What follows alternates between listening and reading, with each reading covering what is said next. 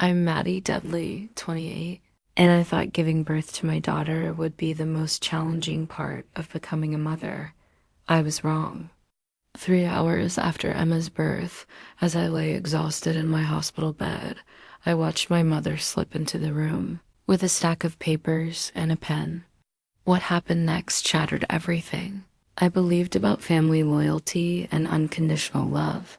She was changing my hospital records, listing my sister Sarah as Emma's mother instead of me. The betrayal cut deeper than any labor pain I'd endured. But when Nurse Patricia caught her red-handed, the truth that unraveled wasn't just about stolen motherhood. It was about decades of manipulation, favoritism, and a family secret that would change all our lives forever. If you've ever felt invisible in your own family, stay with me. This story is about reclaiming what's rightfully yours. Asterisk. The pen froze in my mother's hand as Nurse Patricia's voice cut through the sterile hospital air like a blade.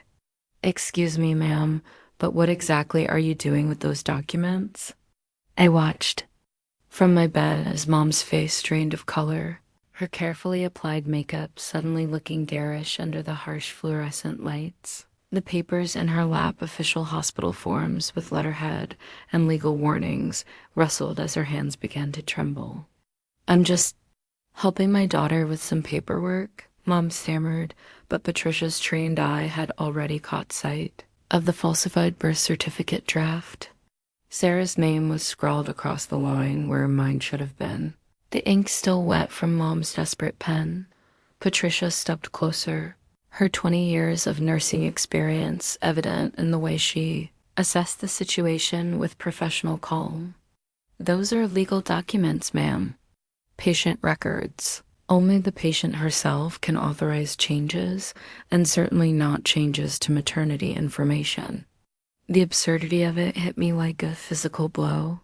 My own mother had snuck into my hospital room while I dozed, exhausted from 13 hours of labor, and attempted to literally steal my identity as Emma's mother.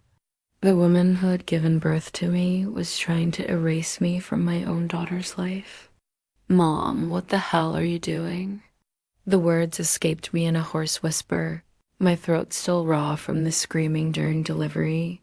She turned to me then, and for a split second, I saw something I'd never seen in my mother's eyes before: genuine shame. But it vanished as quickly as it appeared, replaced by the familiar look of righteous indignation she wore whenever anyone questioned her decisions. Maddie, sweetheart, you're so young, and Sarah has been trying for years. Trying for years? To what? I struggled to sit up straighter, my incision pulling painfully. To have my baby? Patricia moved between us, her voice gentle but firm. Ma'am, I'm going to need you to step away from those documents. What you're attempting is fraud identity theft, to be precise. I'm required to report this to hospital security. The word fraud seemed to snap something inside Mom. Her composure cracked completely, and suddenly she was the victim in her own twisted narrative. You don't understand. Sarah is 32, she's married, she's stable. She has a house, a career, she's ready for this. Maddie is barely making ends meet in that tiny apartment. This baby deserves better. Each word was a knife to my already wounded heart. Even in the midst of committing a crime against me, my mother couldn't resist reminding me of all the ways I disappointed her. All the ways Sarah was the golden child who deserved what I had earned through 9 months of pregnancy. Morning sickness and sleepless nights. The baby deserves her actual mother, Patricia said sharply, pressing the call button beside my bed. Security to room 314, please. We have a situation. I looked down at Emma, sleeping peacefully in the bassinet beside my bed, blissfully unaware that her grandmother had just tried to give her away to someone else. My fierce maternal instincts, already heightened by hormones and exhaustion, roared to life. This tiny person depending on me had just shown me exactly who I was and who I needed to protect her from. The realization that this betrayal was planned, not impulsive, settled over me like ice water. Mom had come prepared with papers, with a pen with a story. She had probably been planning this for months, maybe since the day I told her I was pregnant. How long had she been hoping I would fail as a mother? Security arrived within minutes, 2 officers who looked like they'd rather be anywhere else than mediating a family crisis in the maternity ward. Patricia handed them the falsified documents while Mom sat rigid in the visitor's chair, her purse clutched to her chest like armor. "Ma'am, we're going to need to see some identification," the older officer said gently. Even he seemed uncomfortable with the situation. As Mom fumbled for her wallet, papers scattered from her purse onto the hospital floor. Patricia and I both saw them at the same time: medical records with Sarah's name, appointment cards from fertility clinics, insurance, forms for treatments that must have cost thousands. "Those are private," Mom snapped, scrambling to collect the documents, but Patricia was quicker. "Reproductive Endocrinology Associates," Patricia read aloud. "Multiple IVF failures. Diagnosis: severe endometriosis with bilateral fallopian tube. Blockage." She looked up at me with understanding dawning in her eyes. "Your sister can't have children?" The pieces clicked together with sickening clarity. Sarah's marriage 3 years ago, followed by what I'd assumed was the normal waiting period before starting a family. The way Mom deflected whenever I asked about grandchildren from her favorite daughter. Sarah's increasingly brittle smiles at family gatherings whenever babies were mentioned, and then I'd gotten pregnant accidentally. Carelessly, everything that Sarah wasn't supposed to be. "She's been trying for 4 years, Mom said, her voice cracking. 4 years of procedures and disappointments and watching everyone else get what she wants most in the world. When you told us about the baby, she cried for 3 days straight." I felt a stab of sympathy for Sarah, but it was quickly overwhelmed by rage at my mother's solution. "So you decided to just give her mine? You weren't even trying to get pregnant?" Mom shot back. "You don't have a steady boyfriend, you're working 2 part-time jobs, you can barely afford your rent. Sarah has everything set up: the nursery, the college fund, the stay-at-home plans. She could give this baby everything you can't." The cruelty of it took my breath away. In Mom's mind, my accidental pregnancy was a cosmic mistake that needed correcting. Sarah deserved a baby, and I was just the inconvenient vessel who happened to be carrying it. "That's not how this works," Patricia said firmly.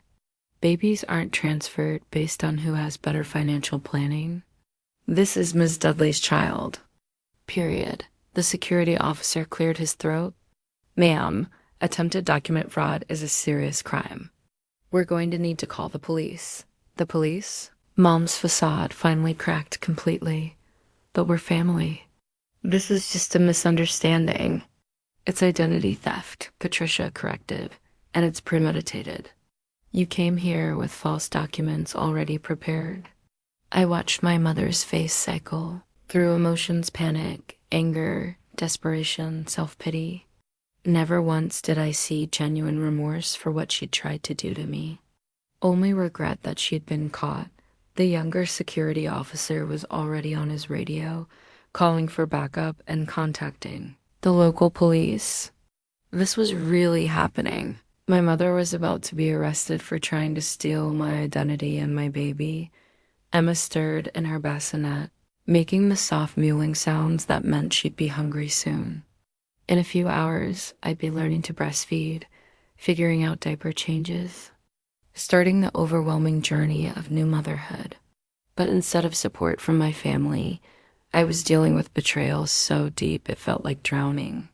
"I need you to leave," I said quietly, my voice steadier than I felt. "Both of you just go." Mom looked stunned, as if she couldn't believe I was turning against her when she'd been trying to help. But Patricia nodded approvingly. "Hospital security will escort you out," she told the officers. "Ms. Dudley needs rest, and she needs to bond with her baby without this stress." As they led my mother away, she turned back one last time. "You'll realize I was right, Maddie. When you're struggling to pay for formula and daycare, When you're exhausted and overwhelmed, you'll remember that I tried to give her a better life. Even in defeat, she couldn't stop twisting the knife. After Mom was escorted out, the silence in my room felt like a blessing. Patricia busied herself checking Emma's vitals and helping me get comfortable, but I could see the concern in her eyes. She'd witnessed something that went far beyond a momentary lapse in judgment. "How long has this been going on?" she asked gently, settling into the chair my mother had vacated. I didn't need her to clarify. She wasn't asking about the document fraud. She was asking about the deeper pattern. The family dysfunction that had made my mother think stealing my baby was not only acceptable but necessary. My whole life, I said, and realized it was true. The memories came flooding back, sharp and painful now that I had context for them. The old family photo tucked in Mom's wallet, the one she'd shown to strangers for years. Sarah and me at ages 7 and 5, dressed in matching Easter dresses, but the photo was cropped to show mainly Sarah, with me barely visible at the edge of the frame. Sarah was always the special one, I continued, the words tumbling out. The smart one, the pretty one, the one with potential. I was just there. Patricia listened without judgment as I told her about the piano lessons that were supposedly for both of us, but somehow became Sarah's exclusive domain when she showed talent, how my good grades were expected and unworthy of celebration, while Sarah's identical achievements were cause for family dinners and bragged about to relatives. The science fair in 8th grade, where I'd won 2nd place with a project on water purification, only to have Mom spend the entire drive home talking about how Sarah would have won 1st place if she'd been interested in science. The way my acceptance to community college was met with a shrug, while Sarah's acceptance to the state university warranted a celebration party. There's always been this narrative that Sarah deserved more, I explained. More attention, more resources, more opportunities. And I guess in Mom's mind, that includes my baby. Patricia shook her head. That's not normal family dynamics, honey. Parents are supposed to celebrate all their children's achievements, not constantly compare them. I thought everyone's family was like that, I admitted. I thought it was normal to feel like you had to earn love by being better than someone else. I just never could figure out how to be better than Sarah. The truth was devastating in its simplicity. I'd spent 28 years trying to win a competition I'd never been allowed to participate in fairly. Sarah had been given every advantage, emotional support, financial backing, unconditional love, while I'd been expected to succeed despite neglect and constant criticism. My senior prom, I said suddenly, the memory hitting me like a physical blow.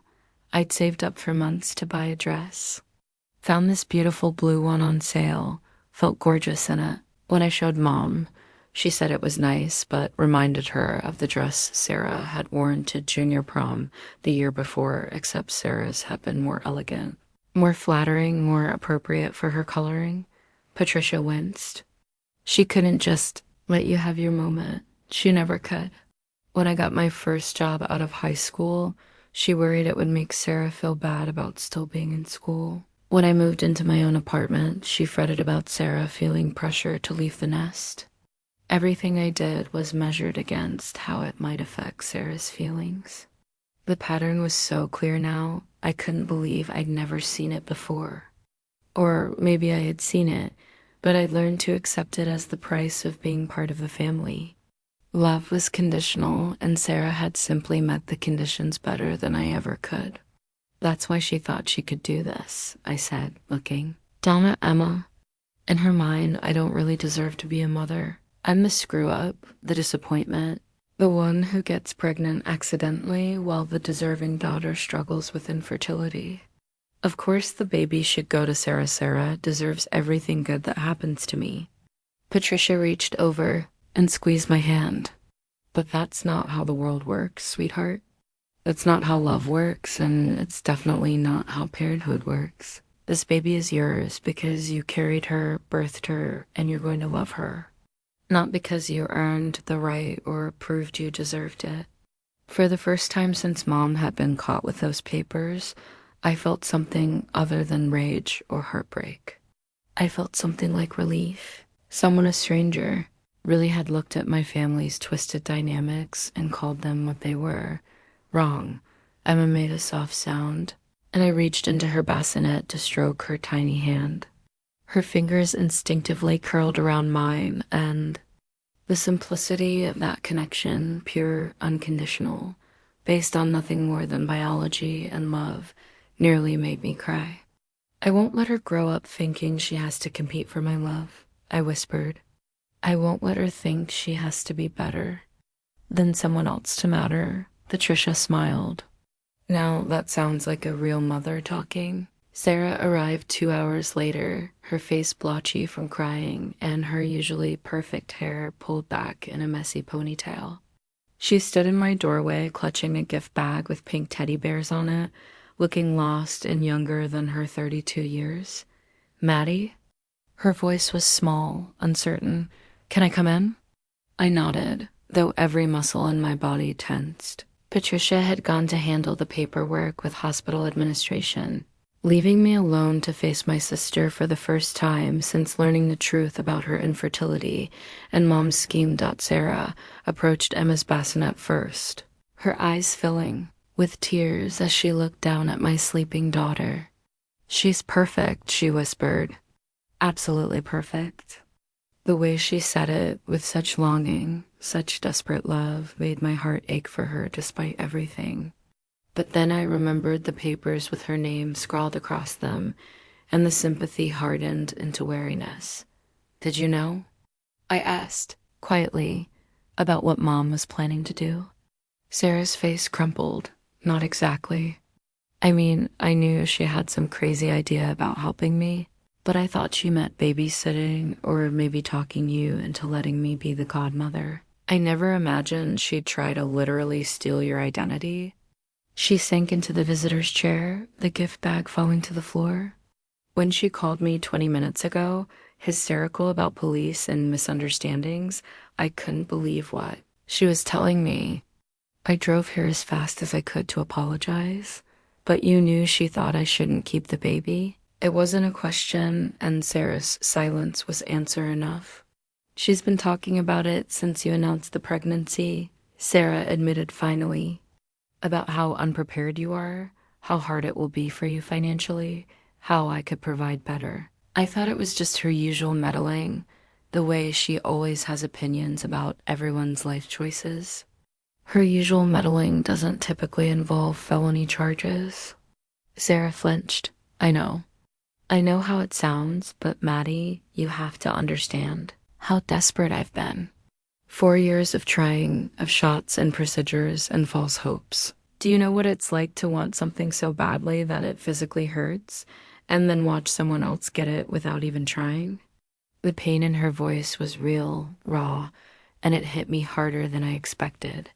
For the first time, I tried to imagine what it must have been like for Sarah to watch me announce my accidental pregnancy while she'd been spending thousands of dollars and enduring countless medical procedures with no success. I get that it's hard, I said carefully. I really do. But that doesn't make what Mom tried to do okay. I know it doesn't. Sarah's voice broke. God, Maddie, I would never have asked her to do something like that. When she told me what happened, I was horrified. I'm horrified. She pulled out her phone and showed me a series of photos, a nursery decorated in soft yellows and greens, with a crib, changing table, and rocking chair that probably cost more than my rent. Stuffed animals lined the shelves, and a mobile with dancing elephants hung over the crib. I've had this ready for 2 years, she said, her voice thick with tears. Every month when the pregnancy test came back negative, I'd go in there and cry, but I kept it ready because I had to believe it would happen eventually. The photos were heartbreaking, a monument to hope and disappointment, to years of preparation for a child who might never come, but they also explained so much about Mom's twisted logic. In her mind, here was Sarah with a perfect nursery and Unlimited resources while I was struggling to afford basic baby supplies. Mom showed these to you, didn't she? I asked. Sarah nodded miserably. She said it was such a waste, all this preparation when I might never get to use it. She said maybe there was a way to help both of us. You wouldn't have to struggle as a single mother, and I could finally have the baby I dreamed of. And you didn't think that was completely insane? I thought she meant helping financially, or maybe offering to let you live with us while you got on your feet. I swear, Maddie, I never thought she meant literally taking the baby from you. The thing was, I believed her. Sarah had always been self-absorbed and privileged, but she wasn't cruel. She was Mom's victim, too, in her own way raised to believe. She deserved everything good that happened to others, trained to see my successes as somehow diminishing her own opportunities. She told me you were considering adoption, Sarah said quietly. What? The words hit me like a slap. She said you'd mentioned it early in the pregnancy, that you were thinking about giving the baby to a family who could provide better. She said, maybe that family could be us. The manipulation was breathtaking in its completeness. Mom had been playing both sides, telling Sarah I was considering giving up the baby while telling me Sarah needed what I had. She'd crafted a narrative where she was the solution to everyone's problems, the wise mother who could see what her daughters couldn't. I never said anything about adoption, I said firmly. Not once. Not even when I was scared about doing this. Alone. Sarah's face went white. She lied to me. She lied to both of us. She's been lying to both of us our whole lives, Sarah. Don't you see that? But looking at my sister, really looking at her, I could see she was starting to understand. The perfect golden child was beginning to realize that the pedestal she'd been placed on was just another form of cage. I brought you something, she said, reaching for the gift bag with trembling hands. It's stupid now, but I wanted to apologize properly. Inside was a baby book, not just any baby book, but a beautiful leather-bound one with Emma's name embossed in gold on the cover. The first page had a note in Sarah's careful handwriting. For Emma, with love from her Aunt Sarah. May you always know how wanted and loved you are. It was perfect, thoughtful, and completely heartbreaking. Thank you, I said, meaning it. It's beautiful. Sarah wiped her eyes. I need you to know that whatever happens with Mom, whatever legal trouble she's in, I support you. You're Emma's mother. That was never in question, no matter what fantasies I might have had. For the first time since this nightmare began, I felt like I might not be completely alone. The hospital administrator arrived an hour after Sarah left, carrying a folder thick with forms and wearing the expression of someone who dealt with family crises before, but never quite like this one. Ms. Dudley, I'm Janet Morrison, Director of Patient Relations, she said, settling into the chair that had seen too much drama today. I need to walk you through what happened here and discuss your options moving forward. Patricia had returned and positioned herself protectively near my bed, clearly having briefed Janet on the situation. The official hospital incident report lay open in Janet's folder, documenting my mother's attempted fraud in clinical, legal language that somehow made it sound even more serious. First, I want to assure you that your mother never gained access to any official records, Janet said. Nurse Patricia intervened before any permanent documents were altered. However, the attempt itself constitutes several serious crimes. She pulled out a legal document with official letterhead. This is the police report. Your mother has been charged with attempted identity theft, document fraud, and interfering with medical records. Is there felony charges that carry potential? Prison time. The word prison hit me like a physical blow. Despite everything Mom had done, the thought of her behind bars seemed surreal. This was the woman who taught me to tie my shoes and driven me to soccer practice. Even if she'd spent the whole drive comparing my athletic abilities to Sarah's, what are my options? I asked, though part of me dreaded the answer. Legally, the charges have been filed by the state based on the hospital's report. This isn't technically a civil matter between you and your mother. It's a criminal case against her for crimes committed on hospital property using hospital documents. She paused, choosing her words carefully. However, as the victim, your cooperation and testimony would be crucial for prosecution. You could choose not to participate, though that might weaken the case. Patricia spoke up. What happens if she chooses not to cooperate? The charges could still proceed based on our documentation and witness testimony, but they'd be harder to prove without Ms. Dudley's statement about her mother's intent and whether this was planned. I looked down at Emma, who had finally woken up and was making the soft sounds that meant she was getting hungry.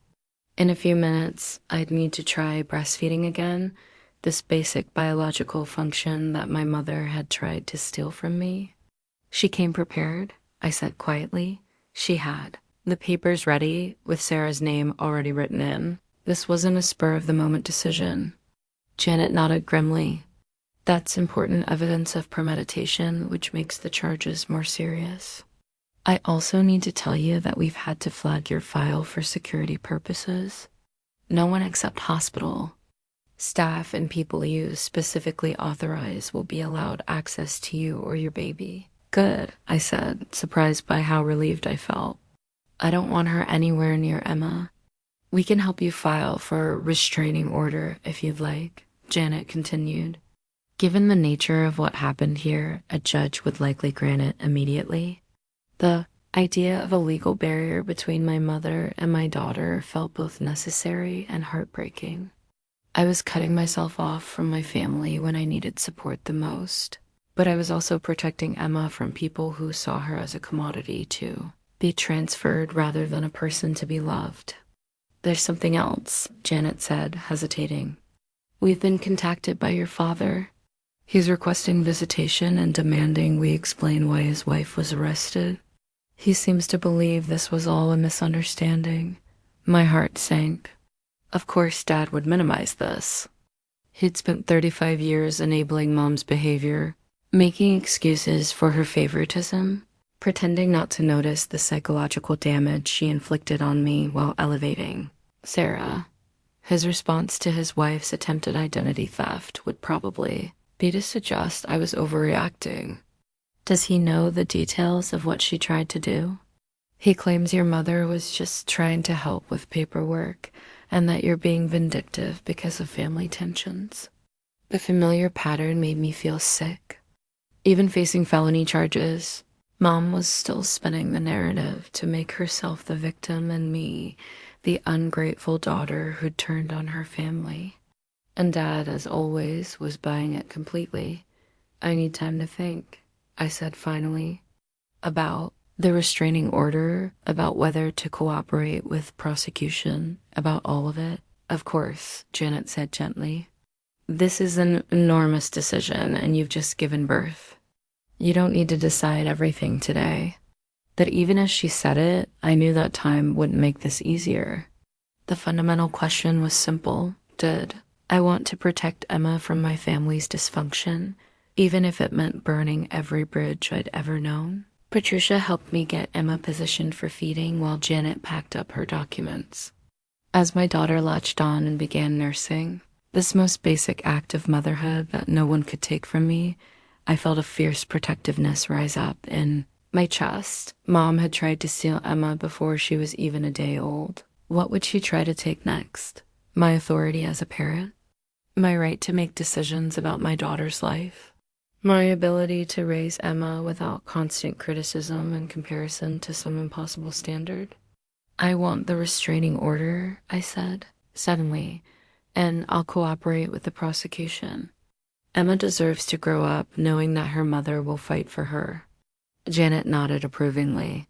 I think you're making the right choice. I'll have the paperwork drawn up.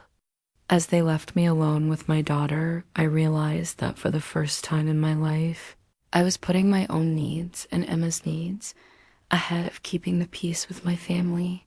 It felt terrifying and liberating at the same time. Dad arrived the next morning with flowers and righteous indignation in equal measure. I could hear him arguing with the nurses before he even reached my room.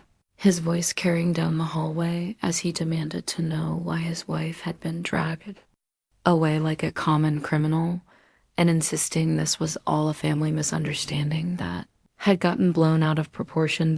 When he finally appeared in my doorway, he looked older than I remember, grayer, more tired, wearing the expression of a man whose carefully constructed world had suddenly become complicated. "Maddie, sweetheart," he said, his voice carefully controlled. "We need to talk about this situation with your mother." Patricia was back on shift and immediately positioned herself between Dad and my bed. "Sir, Miss Dudley has requested limited visitors. Are you on her approved list?" "I'm her father," Dad said, as if that should override any concerns about boundaries or consent. I looked at him, really looked at him, and for the first time saw him clearly. This was the man who'd sat silent through 30 years of Mom's favoritism, who'd watched her diminish me while elevating Sarah, who'd enabled every cruel comparison and emotional manipulation by refusing to speak up. He wasn't here to support me. He was here to clean up Mom's mess and get things back to the way they'd always been. "It's okay, Patricia," I said. "He can come in." Dad approached cautiously, setting the flowers on my bedside table without looking at Emma in her bassinet. "Your mother is devastated, Maddie. She spent the night in jail because of this misunderstanding. Do you have any idea what this is doing to her?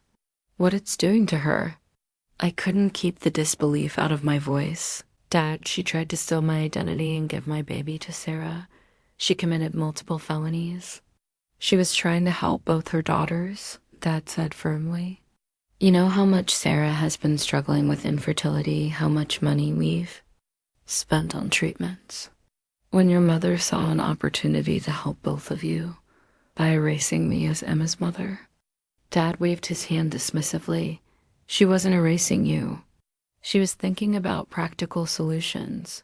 You're young, you're not married, you're working part-time jobs. Sarah has stability, resources, a support system. Your mother thought maybe Sarah could raise the baby while you got your life together. Then you could be more involved later." The casual way he described my erasure from my daughter's life made me feel physically ill. In his mind, motherhood was apparently something that could be redistributed based on financial planning and marital status. "That's not how babies work, Dad. That's not how motherhood works. Isn't it better for the child to be with parents who can provide the best opportunities?" I stared at him, wondering if he'd always been this cold, or if years of enabling Mom's behavior had gradually stripped away his empathy. "The best opportunity for Emma is to be with her actual mother, who loves her and will fight for her." Dad's expression softened slightly. "Of course you love her, sweetheart. Nobody's questioning that. But love doesn't pay for college or provide health insurance or ensure a stable home environment. Love is what makes someone a mother, not a bank account. You're being idealistic, Maddie. The world doesn't work that way." Patricia cleared her throat. "Sir, I'm going to need to ask you to lower your voice. This is a recovery room and your daughter needs rest." Dad glanced at her with irritation, then pulled out his phone. "I've been getting calls all morning from family members who heard about this mess. Your Aunt Carol is flying in from Denver. Uncle Mike wants to mediate. Everyone thinks we can work this out as a family without involving lawyers and courts." The thought of my extended family descending to fix this situation filled me with dread. I could already imagine the pressure, the guilt trips, the endless explanations of why I was being unreasonable and vindictive. "There's nothing to work out," I said. "Mom committed crimes. She's facing the consequences. She made a mistake." "In judgment," Dad corrected. "A mistake born out of love for both her daughters. Surely that's worth some forgiveness." I looked down at Emma, who was sleeping peacefully despite the tension in the room. She was barely 24 hours old, and already my family was treating her like a problem to be solved rather than a person to be cherished. "Dad, did you know about this beforehand?" The question hung in the air for a long moment. I watched his face carefully. looking for tells I'd learned to recognize over the years, the way his jaw tightened when he was deciding how much truth to reveal, the slight shift in his eyes when he was calculating the best angle to play. "I knew your mother was worried about both you and Sarah," he said finally. "I knew she wanted to find a way to help." "That's not what I asked." Another pause. "She mentioned that Sarah had everything set up for a baby and that you were struggling financially. She wondered if there might be some arrangement that could benefit everyone. And you didn't think that was completely inappropriate?" I thought she was talking hypothetically. I thought she meant helping you both figure out childcare arrangements or financial support. I had no idea she was planning to falsify legal documents. But I could see in his eyes that he wasn't telling the whole truth. Maybe he hadn't known the specific details, but he'd known enough to set aside money for Sarah's fertility treatments while never offering to help with my expenses. He'd known enough to stay silent when Mom talked about how unprepared I was for motherhood. "You enabled this," I said quietly. "Maybe you didn't know exactly what she was planning, but you enabled the thinking that made her believe she could." "Do it." Dad's face flushed. "I've been a good father to both you girls. I've supported you, provided for you. You've supported Sarah," I corrected. "You've provided for Sarah. You've spent years watching Mom tear me down and never said a word. To stop it." "That's not true. When did you ever tell Mom to stop comparing me to Sarah? When did you ever celebrate my achievements without mentioning how Sarah had done better? When did you ever make me feel like I was enough just as I was?" The silence stretched between us, and I realized I had my answer. Dad couldn't think of a single example because there weren't any. He'd been a passive participant in my emotional neglect for so long that he couldn't even see it anymore. "I want you to leave," I said. "And I don't want either of you anywhere near Emma until you can acknowledge what really happened here." Dad's face crumpled. "Maddie, please. We're family. We can work through this." "Family doesn't try to steal each other's children," I said firmly. "Family doesn't enable abuse and call it love." As he left, I realized I just lost both my parents in the span of 2 days. But looking at Emma sleeping peacefully in her bassinet, I knew I'd made the right choice.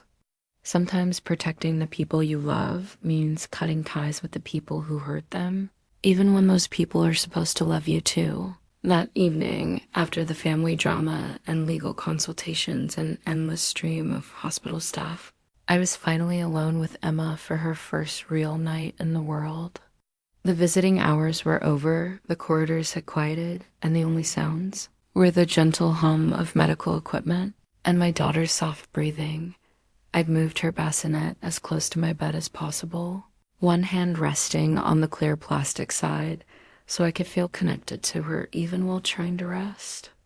The simple hospital identification card clipped to her bassinet read Baby Girl Dudley. Mother, Madison Dudley. Such basic information, yet it had been worth fighting for. "It's just you and me, baby girl," I whispered, watching her tiny chest rise and fall, "and that's going to be enough." The exhaustion was overwhelming, not just from giving birth, but from the emotional trauma of the last 2 days. Every time I closed my eyes, I saw Mom's face when Patricia caught her with those papers, heard Dad's casual dismissal of my rights as a mother, felt the weight of losing my entire family in the space of 48 hours, but then Emma would make one of her soft newborn sounds, and the fierce protectiveness would surge through me again. This tiny person needed me to be strong, to be clear about boundaries, to create a safe space for her to grow up without the toxic dynamics that had shaped my own childhood. Thought about the nursery at home sparse compared to Sarah's elaborate setup, but filled with love and careful planning. The crib I'd assembled myself, the mobile with dancing farm animals that had been on sale but made me smile. The rocking chair I'd found at a thrift store and painted white. It wasn't fancy, but it was ours. "You're going to have your own room," I told Emma, "with books and toys and everything painted in colors I chose because I thought you'd like them. Not because someone else thought they knew better, not because. We had to compete with anyone else's nursery just because I wanted you to have a beautiful space. The tears came then, not the angry, hurt tears of the past 2 days, but something deeper and more healing.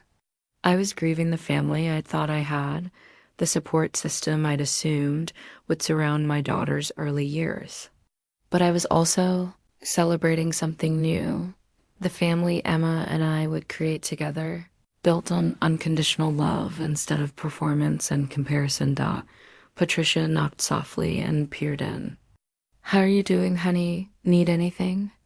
"Just thinking," I said, wiping my eyes, trying to figure out what comes next. She came and sat in the visitor's chair that had seen so much drama. "You know, I've been a maternity nurse for 20 years, and I've seen all kinds of family situations. But I've never seen a new mother show as much strength as you have in the last 2 days. I don't feel strong. I feel terrified." "That's what makes you strong," Patricia said gently. "You're terrified, but you're still fighting for what's right. You're still protecting your baby even when it costs you everything familiar." We sat in comfortable silence for a few minutes, watching Emma sleep. Finally, Patricia spoke again. "My own mother wasn't supportive when I had my first baby. Different reasons than yours, but the result was the same. I had to choose between appeasing her and protecting my child. One chose my child, and it was the best decision I ever made. Do you ever regret it? Never, and neither will you." She stood to leave, then turned back. The thing about toxic family dynamics is that they only work if everyone participates. The moment one person says no more, the whole system has to change or collapse. You just said no more, Maddie. That takes incredible courage. After she left, I carefully lifted Emma from her bassinet and held her against my chest, skin to skin, feeling her warmth and the miracle of her existence. She was so perfect, so innocent, completely unaware that she'd already changed everything just by being born. "I promise you," I whispered against her downy hair, "you will never have to earn my love. You will never be compared to anyone else or made to feel like you're not enough. You will never have to compete for my attention or wonder if you're the favorite. You're my daughter, and that makes you the most important person in my world, period." Emma stirred slightly, her tiny hand curling against my hospital gown, and I felt something settle in my chest, a deep, unshakable certainty that we were going to be okay. Not because it would be easy, not because we had everything figured out, but because we had each other, and that was enough to build a life on. The future stretched ahead of us, uncertain but full of possibility. We'd have struggles, financial stress, sleepless nights, the challenges of single motherhood, but we'd face them together, without the added burden of toxic family dynamics or the constant pressure to prove our worth. For the first time since I'd announced my pregnancy 8 months ago, I felt genuinely excited about being a mother. Not scared, not overwhelmed, not defensive, just purely deeply happy to be starting this journey with my daughter. "Welcome to the world, Emma Dudley," I said softly. "It's going to be an adventure." The next morning brought a flood of memories I'd apparently been suppressing for years. Maybe it was the hormones, or the stress, or simply the clarity that comes from finally seeing your family's dysfunction for what it really is.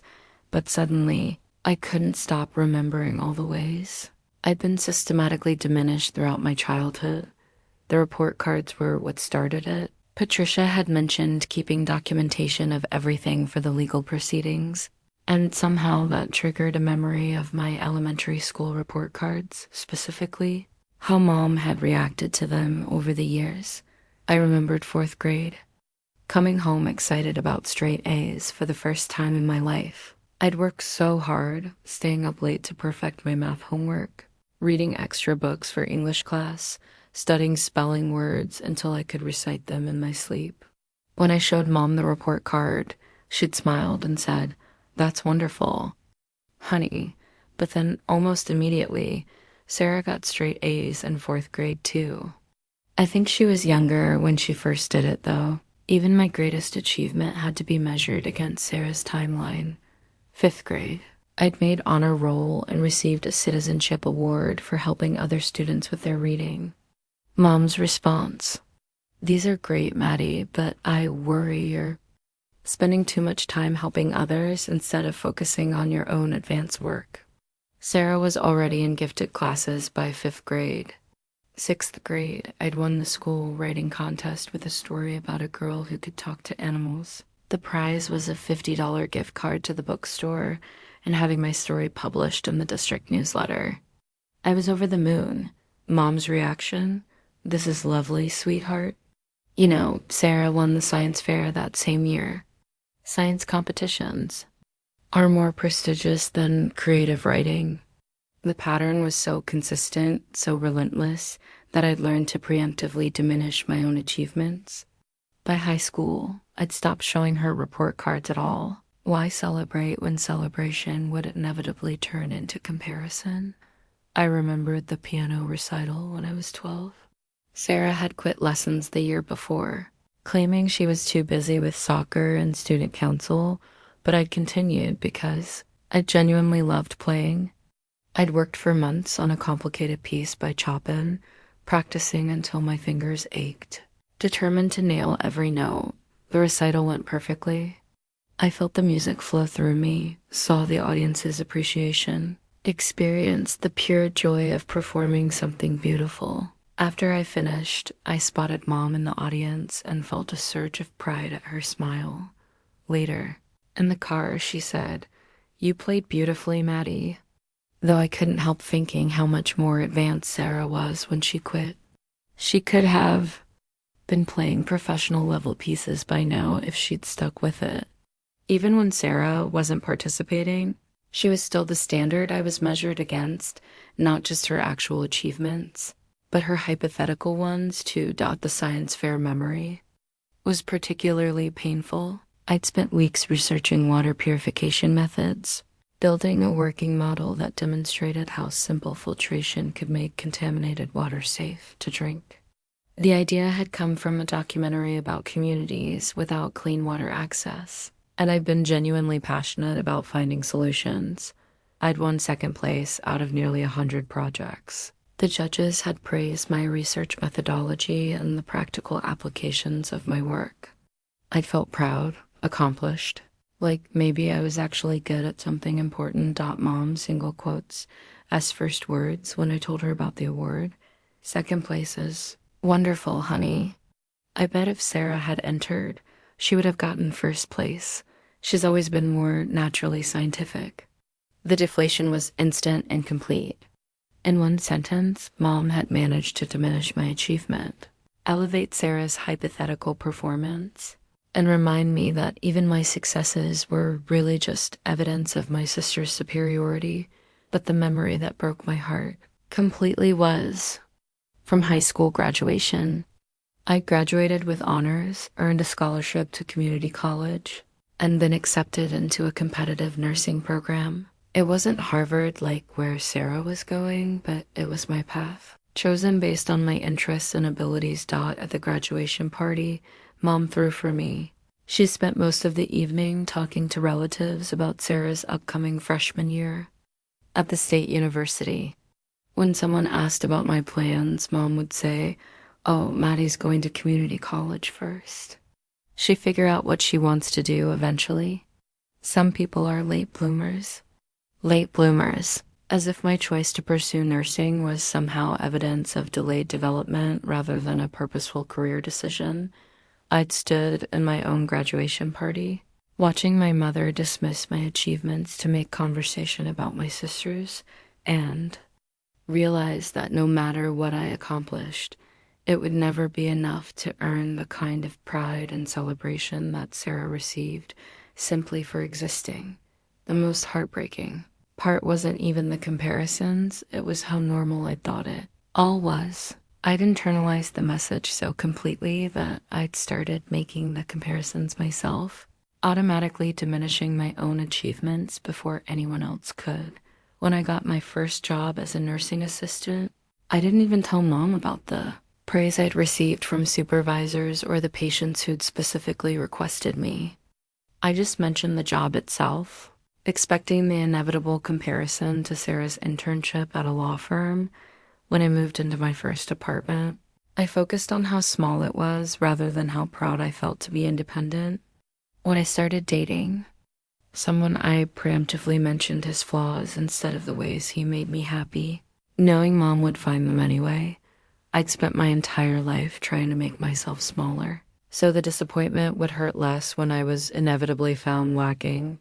But holding Emma now, seeing her perfect face and tiny fingers, I felt a fierce determination that she would never experience even a moment of that doubt. She would never have to compete for my love or prove her worth through achievements. She would be celebrated for who she was, not constantly measured against who she wasn't. "You're going to be so loved," I whispered to her, "not because you earn it or deserve it more than someone else, but because you're mine and you're perfect exactly as you are."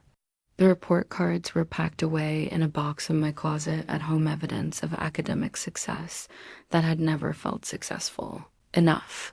But Emma would grow up knowing that her mother's love wasn't contingent on grades or awards or being better than anyone else. She would be enough, always and completely, just by being herself.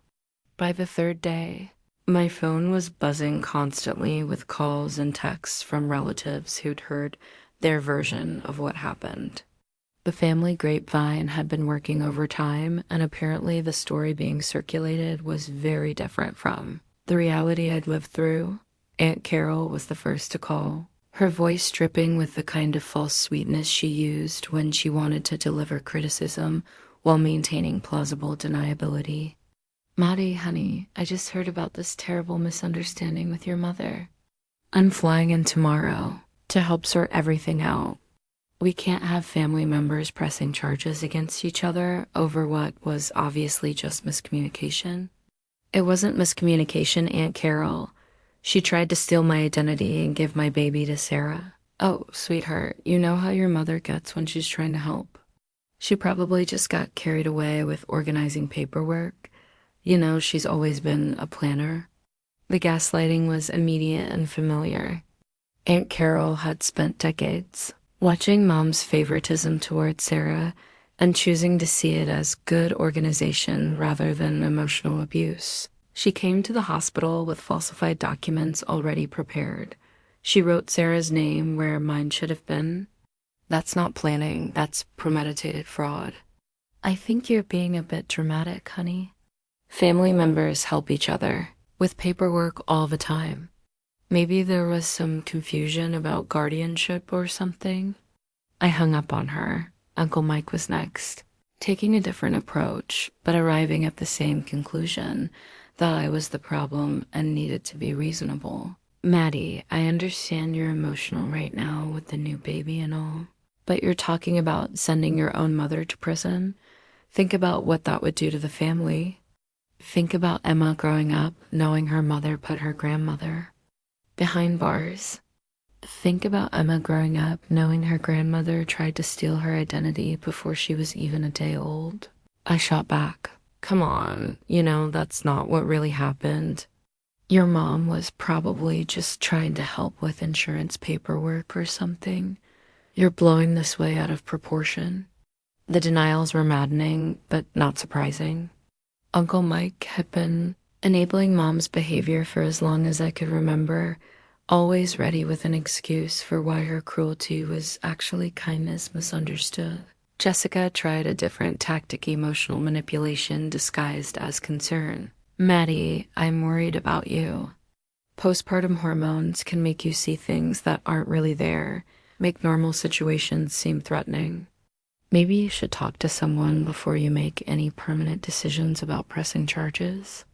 So, now I'm hallucinating? The hospital has documentation, Jessica. Security cameras, police reports. I'm not saying you're lying, just that maybe you're interpreting things in the worst possible way because you're stressed and overwhelmed. Your mom loves you. She would never intentionally hurt you. But the most devastating call came from Grandma. Rose, Mom's mother, whose voice trembled with disappointment and confusion. Maddie, dear, I just don't understand what's happening to our family. Your mother called me crying, saying you won't let her see the baby, that you're having her arrested over some silly paperwork mix-up. This isn't like you, sweetheart. You've always been such a forgiving girl. The pain in her voice nearly broke my resolve.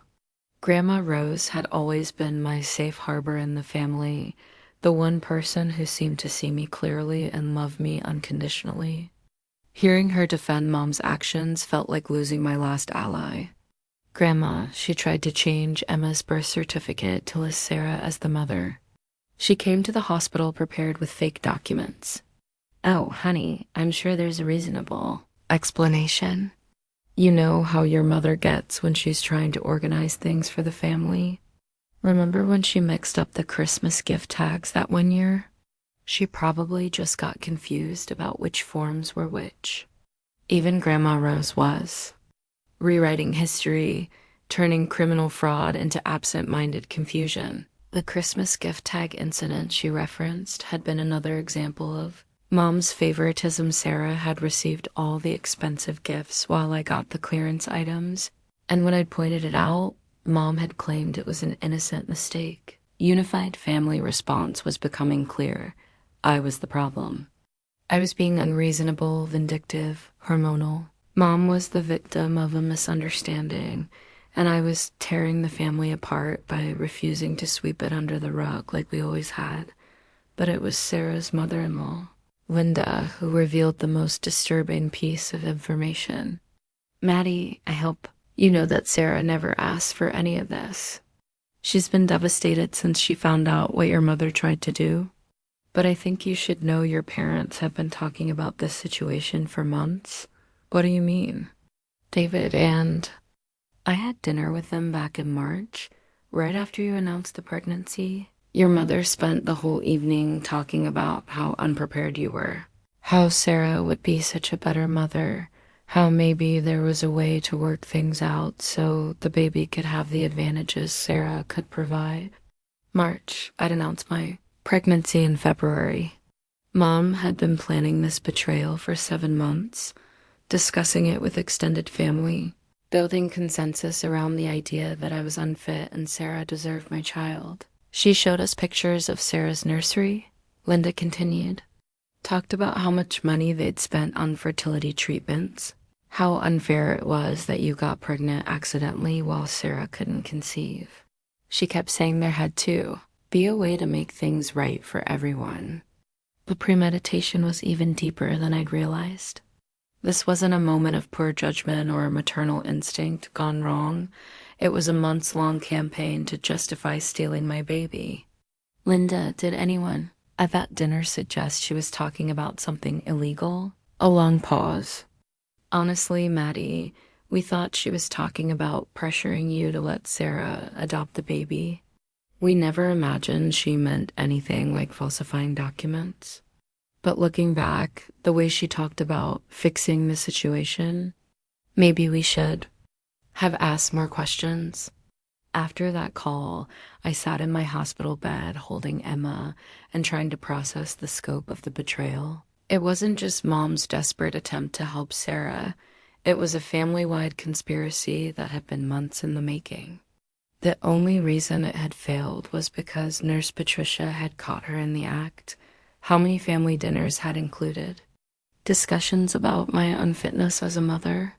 How many relatives had nodded along with Mom's plans to fix my accidental pregnancy? How many people had known what she was planning and said nothing to warn me? The jewelry box memory hit me, then Grandma.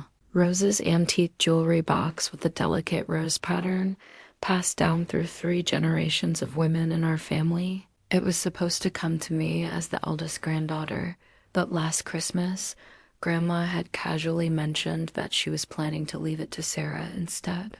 Sarah appreciates beautiful things more, she'd said, and should take better care of it. Even family heirlooms were being redistributed based on who deserved them more. I realized then that this wasn't just about Emma or even about Mom's favoritism toward Sarah. This was about a family system that had never seen me as having equal worth, equal rights, or equal claim to love and support. In their minds, I was the disposable daughter, the one whose achievements could be minimized, whose feelings could be dismissed, whose very identity could be erased if it served the greater good of making Sarah happy. But I wasn't disposable anymore. I was Emma's mother, and that gave me a strength and clarity I'd never had before. My daughter deserved better than a family that would try to steal her identity before she was even 24 hours old. "We're done with all of them," I whispered to Emma. "We're going to build our own family with people who see us as whole, worthy human beings." The phone rang again, another relative ready to explain why I was wrong, and Mom was just misunderstood. This time, I turned it off completely. Sarah returned the next morning, looking like she hadn't slept in days. Her usually perfect appearance was disheveled hair in a messy bun, makeup-free face blotchy from crying, wearing sweatpants, and an oversized hoodie that made her look younger and more vulnerable than I'd seen her since childhood. "Can we talk?" she asked quietly from the doorway. "Privately?" Patricia looked to me for permission, and I nodded. Sarah had been the only family member who'd shown any genuine remorse, and despite everything, I still felt protective of her in a way that surprised me. We made our way to the small family lounge down the hall, a quiet space with comfortable chairs and soft lighting designed for difficult conversations. Sarah clutched a manila envelope in her hands, turning it over and over like a nervous habit. "I brought something," she said, settling into the chair across from me. "Something I think you need to see." She pulled out a thick stack of medical documents, the full record of her fertility journey spanning 4 years. Test results, procedure, notes, doctor consultations, each page documenting another failed attempt at conception. "I want you to understand what I've been going through," she said, her voice barely above a whisper. "Not to excuse what Mom did, but to help you understand why she thought she was helping me." The timeline was devastating. It started with routine testing after 6 months of trying, progressed through increasingly invasive procedures, and culminated in multiple IVF failures that had cost tens of thousands of dollars. The medical terminology was clinical, but I could read between the lines the hope and disappointment, the physical pain of procedures, the emotional toll of repeated failures. "The first diagnosis came 2 years into trying," Sarah explained. "Severe endometriosis with bilateral fallopian tube blockage. The doctor said IVF was our only option, but even then, my egg quality was poor and my uterine lining was compromised." She showed me a page with success rate statistics. For someone with her condition, the chance of a successful pregnancy was less than 15% per cycle. "We did 6 rounds," she continued, her voice breaking. 6 times of hoping, of injecting hormones that made me feel crazy, of egg retrievals and transfers, and 2-week waits that felt like torture. The closest I came was a chemical pregnancy that lasted 4 days. I looked at the dates on the medical records and realized something. Heartbreaking, her last failed IVF cycle had been just 2 weeks before I announced my pregnancy. While I'd been nervously figuring out how to tell the family about my accidental pregnancy, Sarah had been grieving her latest loss. "The timing was cruel," she said, as if reading my thoughts. "I'd just gotten the call that our final embryo hadn't implanted, and we were facing the reality that we might never have biological children. Then you called with your news, and I should have been happy for you, but all I could think was how unfair it felt. Sarah, I had no idea. How could you? I never told you how bad it was. I was too proud, too embarrassed. Everyone expected me to get pregnant easily because everything else in my life had always come so naturally. When it didn't happen, I felt like such a failure." She pulled out another document, a letter from her reproductive endocrinologist recommending they consider Adoption or donor eggs, essentially confirming that conceiving with her own eggs was unlikely to ever happen. Mom knew all of this, Sarah said. She'd been with me to most of the appointments, held my hand through the procedures, watched me fall apart after each failure. When you announced your pregnancy, she saw my pain and wanted to fix it. By stealing my baby, by finding a solution that she thought would help both of us, Sarah corrected gently. In her mind, you were getting pregnant at the worst possible time in your life, no partner, financial struggles, uncertain future, and I was desperate for a child but couldn't conceive. She convinced herself that transferring custody would solve both problems. I studied Sarah's face, looking for signs of manipulation or self-serving justification, but all I saw was exhaustion and genuine regret. Did you want her to do it? I asked directly. Sarah was quiet for a long moment. I wanted your baby, she said finally. God help me, Maddie. I was so desperate that when Mom first suggested there might be a way for me to raise your child, I didn't immediately shut it down. I should have, but I didn't. The honesty was painful but necessary. What stopped you? Time, I guess. The more I thought about it, the more I realized how wrong it would be. A baby isn't a solution to infertility. A baby is a person who deserves to be with her actual mother. By the time Mom told me what she'd actually tried to do, I was horrified. She pulled out her phone and showed me a series of text messages between her and Mom from the past week. I could see Sarah's growing alarm as Mom's plans became more concrete, her attempts to talk Mom out of whatever she was planning. I thought she was talking about pressuring you to let me be the godmother, or maybe helping with childcare, Sarah said. When she texted me from the hospital saying she'd been organizing paperwork and there had been a misunderstanding, I knew something terrible had happened. The last text in the thread was from Sarah to Mom. What you did was wrong and illegal. Maddie is Emma's mother, and that's never been in question.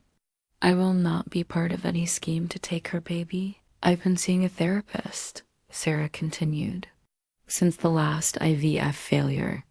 She's been helping me process the grief and figure out how to move forward. When I told her what Mom tried to do, she said it was a trauma response, that sometimes people in desperate situations convince themselves that extreme measures are justified. Are you defending her? No, Sarah said firmly. I'm trying to understand her, which is different. What she did was unforgivable, and I support whatever legal action you take. But I also think she's been damaged by watching my pain and feeling helpless to fix it. We sat in silence for a moment, and I realized that Sarah and I were both victims of Mom's dysfunction, just in different ways. Sarah had been turned into the golden child whose every disappointment was a family crisis that required extreme solutions. I'd been treated as expendable, someone whose needs and rights could be sacrificed to serve Sarah's happiness. I need you to know, Sarah said, that I never want to be a mother at the expense of your rights. If I can't have children naturally, Tom and I will explore adoption through proper channels. We will not build our family on the foundation of someone else's loss. What about Mom and Dad? Are you going to keep supporting them through this? Sarah's face crumpled. I don't know. They're my parents, and I love them, but what they did to you was inexcusable. I can't pretend it was okay just because they thought they were helping me. For the first time since this nightmare began, I felt like Sarah and I might be able to find our way back to being sisters, real sisters, not competitors in Mom's twisted game of favoritism. I want Emma to know her aunt, I said tearfully, but only if you can accept that I'm her mother and that won't ever change. She's your daughter, Sarah said without hesitation. She's beautiful and perfect, and she's exactly where she belongs. As we walked back to my room, I realized that losing my parents might also mean gaining my sister back, the real Sarah.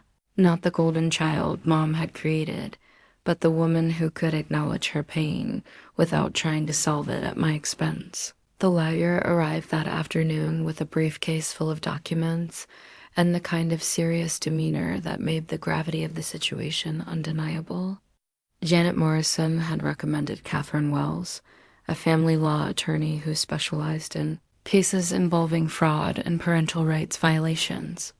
Ms. Dudley, I've reviewed the police reports and hospital documentation, Catherine said, settling into the visitor's chair with professional efficiency. What your mother attempted constitutes multiple felony charges, and the evidence against her is quite strong. She pulled out a legal pad covered in notes. Identity theft in the first degree, falsification of medical records, attempted fraud.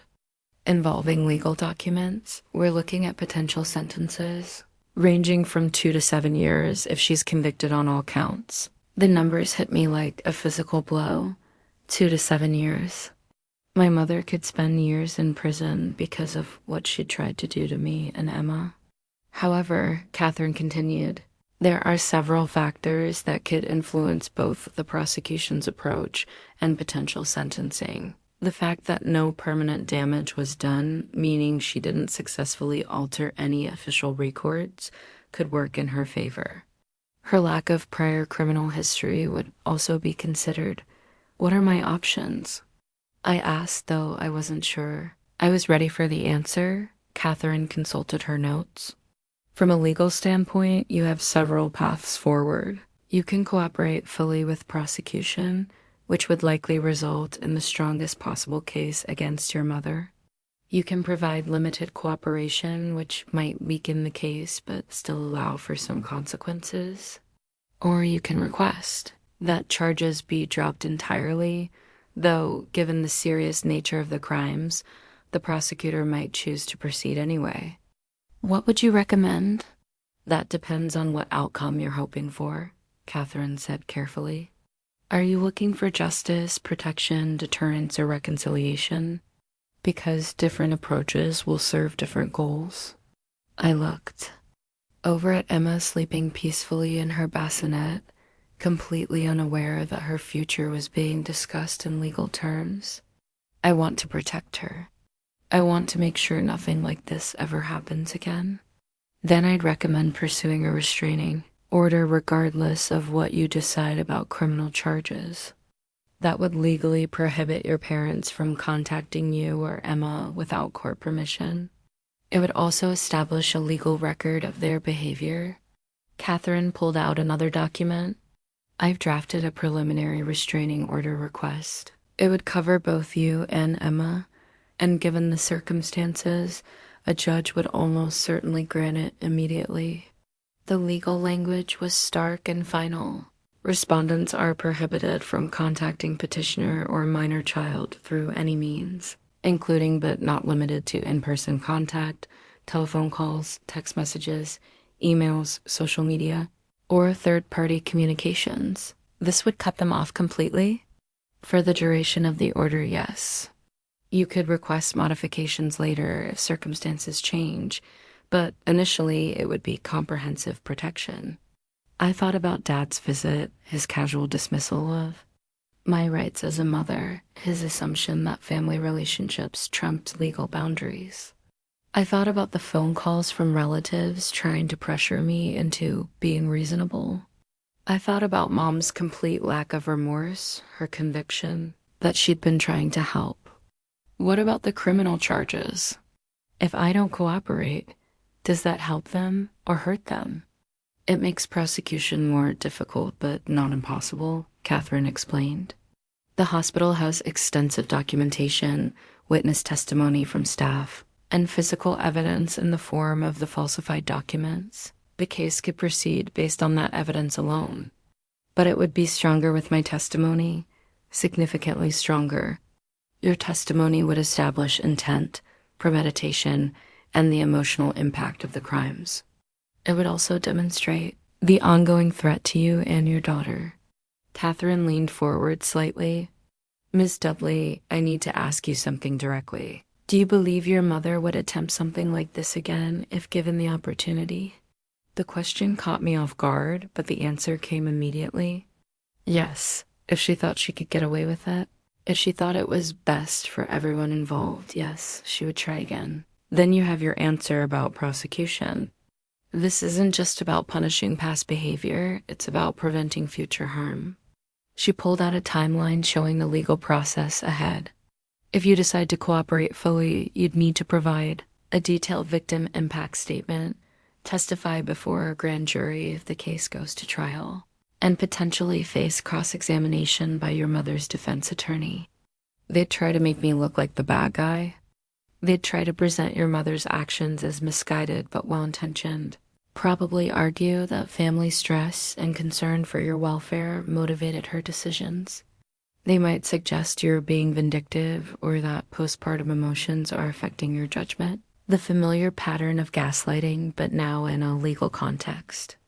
Even facing felony charges, Mom's defense would be to paint me as the problem. What about Sarah? Could she be charged too? Based on what I've seen, probably not. While she may have had knowledge of your mother's general plans, there's no evidence she participated in the actual document fraud or was present when it occurred. However, she could be called as a witness. Catherine packed up her documents and handed me a business card. You don't have to decide everything today, but I'd recommend filing the restraining order immediately. It's independent of the criminal charges and would provide immediate protection. How long do I have to decide about cooperation? The prosecutor would like a decision within the week. The grand jury is scheduled for next month, and your testimony would be crucial for moving forward. After Catherine left, I sat holding the restraining order paperwork, realizing I was about to make decisions that would permanently alter my family relationships. But as I looked at Emma, sleeping peacefully despite all the chaos surrounding her birth, I knew what I had to do. She deserved a mother who would fight for her, who would establish clear boundaries, who would prioritize her safety over keeping family peace. She deserved to grow up knowing that her mother had protected her from the very beginning. Even when that protection came at great personal cost, I picked up the pen and began filling out the restraining order request. Some bridges were worth burning if it meant keeping your child safe. By evening, I started receiving screenshots from Sarah and Linda showing the text messages Mom had been sending to family members. Her version of events was so distorted from reality that I might have laughed if it weren't so destructive. First screenshot came from Sarah. Mom is telling everyone that you had a postpartum breakdown and attacked her when she tried to help with paperwork. She's saying the hospital staff overreacted and that you're not thinking clearly because of hormones. The second came from Linda. She told David and me that you've always been jealous of Sarah, and this is your way of getting revenge. She's claiming you're using the baby to manipulate the family and get attention. But it was the third screenshot that made my blood run cold. Mom had sent it to our family group chat, which included aunts, uncles, cousins, and grandparents.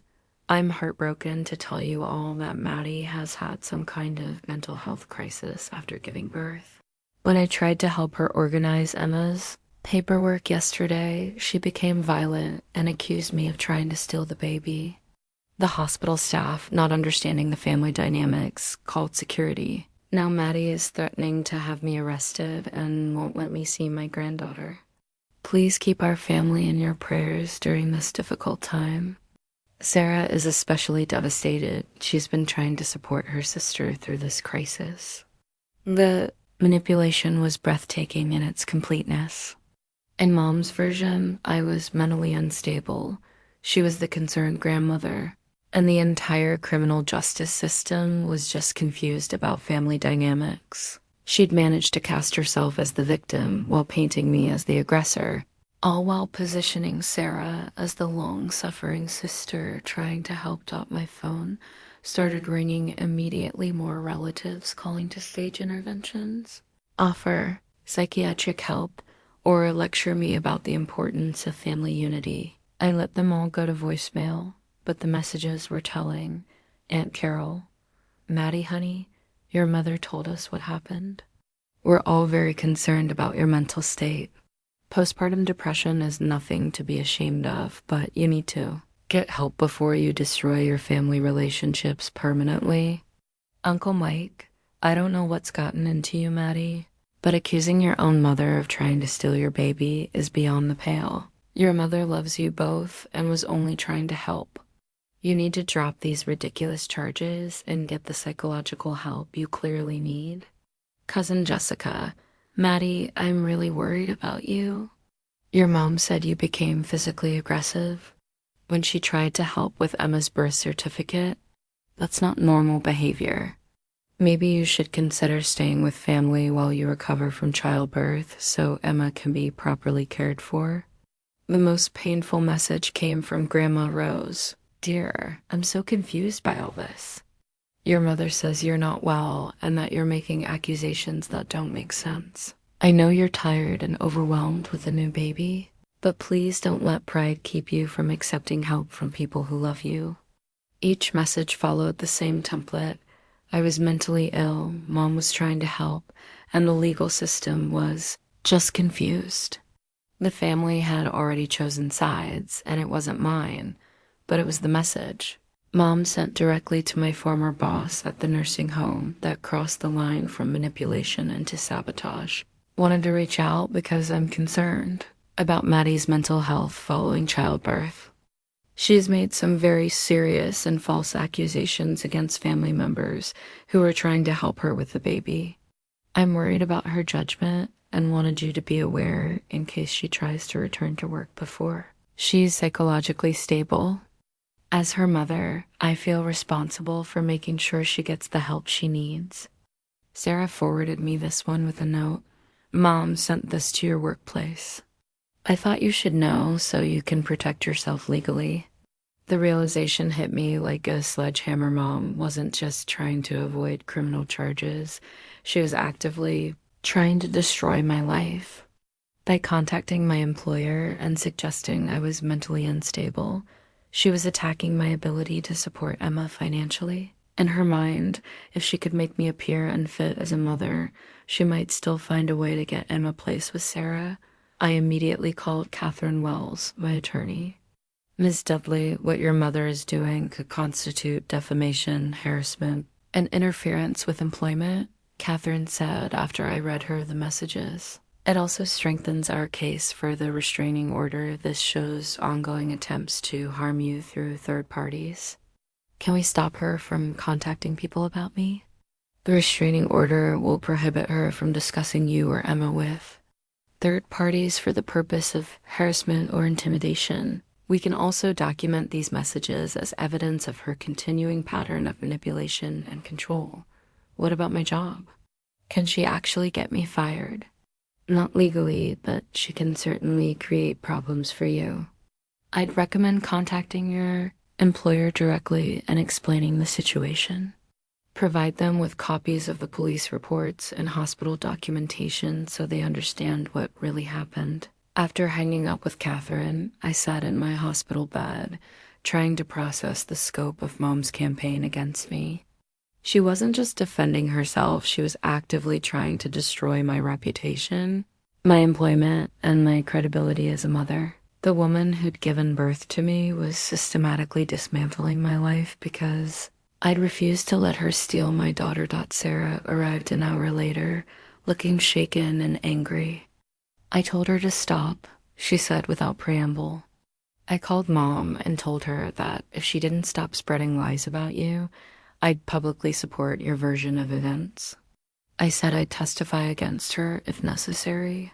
How did she respond? She hung up on me. But Maddie, I think you need to know she's not acting rationally anymore.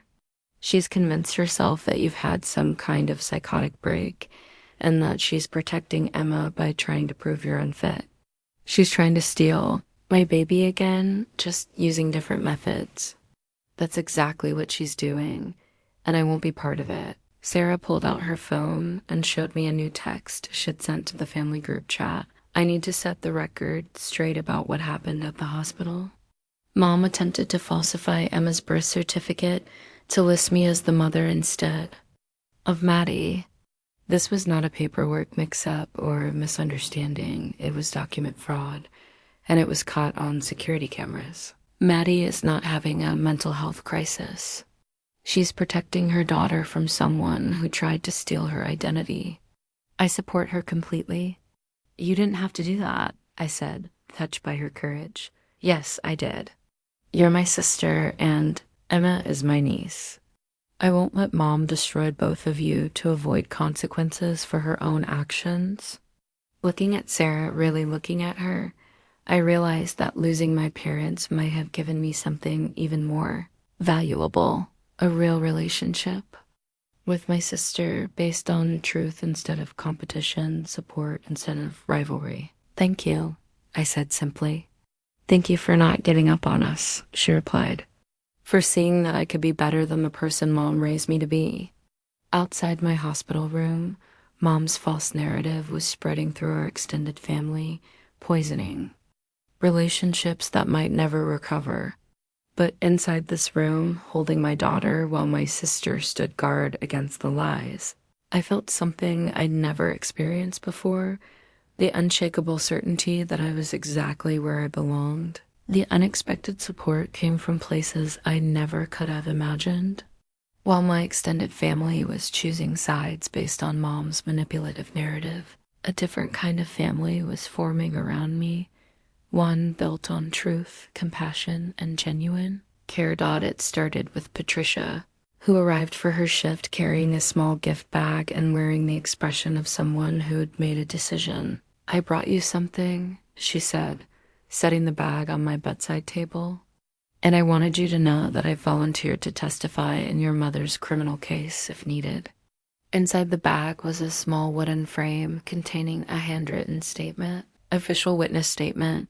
I, Patricia Martinez, RN, personally witnessed Margaret Dudley attempting to falsify hospital records to change the listed mother of baby girl Dudley from Madison Dudley to Sarah Dudley. This was not a mistake or misunderstanding. It was deliberate document fraud that I stopped in progress. Patricia, you didn't have to. Yes, I did, she said firmly. I've been a nurse for 20 years, and I've seen family dysfunction before, but what your mother tried to do was criminal. You and Emma deserve advocates who will tell the truth. She sat down in the visitor's chair. I also want you to know that this isn't the first time I've had to choose between keeping peace and protecting a patient. My own mother was emotionally abusive, and when I finally set boundaries with her, half my family stopped speaking to me. But my daughter grew up safe and confident because I chose her well-being over family loyalty. How long did it take for people to understand? Some never did. But the ones who mattered, the ones who were capable of love without conditions, they came around eventually. And the ones who didn't, I learned they weren't really family anyway. The second surprise came from Dr. Sarah Chen, the pediatrician who'd been caring for Emma. She knocked softly and entered with a folder in her hands. Ms. Dudley, I wanted to discuss Emma's discharge paperwork with you, but I also wanted to offer my professional support in your legal situation. She pulled out a medical assessment form. I've documented Emma's excellent health and your exemplary bonding and care as her mother. If anyone questions your fitness as a parent based on your mother's false claims, I'll provide expert testimony about your maternal competence. Is that normal for doctors to do? It's normal for doctors to protect their patients from harm, Dr. Chun said. And that includes protecting them from family members who might pose a threat. Your mother's attempt to falsify Emma's parentage is a red flag for future interference with medical decisions. She handed me a business card. If you need documentation of your parental rights or Emma's medical status for legal purposes, call my office. We have extensive records of your appropriate care and decision-making. The third source of support came from an unexpected place: other patients on the maternity ward. Word had somehow spread about my situation, and several new mothers had asked their nurses to convey messages of solidarity. Room 318 wanted you to know that she's dealing with boundary issues with her in-laws and admires your strength. Patricia told me Room 322 said her own mother tried to undermine her parenting choices, and she wishes she'd been as brave as you in setting limits. room 315. The woman who had twins yesterday, she asked me to give you this." Patricia handed me a note written on hospital stationery. "I heard about what happened with your family. I want you to know that standing up for your baby makes you a good mother, not a difficult daughter. Don't let anyone convince you otherwise." But the most powerful support came from an unlikely source, my former coworker from the nursing home, Maria, who called after receiving Mom's defamatory message. "Maddie, I got a very strange call from your mother suggesting you were having mental health issues. I wanted you to know that I immediately called our supervisor and HR to let them know. This sounded like family retaliation rather than legitimate concern." "You didn't have to do that." "Of course I did. I've worked with you for 2 years. I know your character, your professionalism, your competence. When someone calls trying to sabotage your career right after you've given birth, that tells me everything. I need to know about them and nothing about you." Maria continued, "I also want you to know that several of us have written statements supporting your character and work performance. If you need references or witnesses to counter any false claims, we're here for you." The nursing home administrator, Janet Rodriguez, followed up with an official email. "Ms. Dudley, we received a concerning call about your mental health status from someone claiming to be your mother. Per our HR policies, we do not make employment decisions based on unsubstantiated claims from family members. When you're ready to discuss your maternity leave and return to work plans, please contact me directly."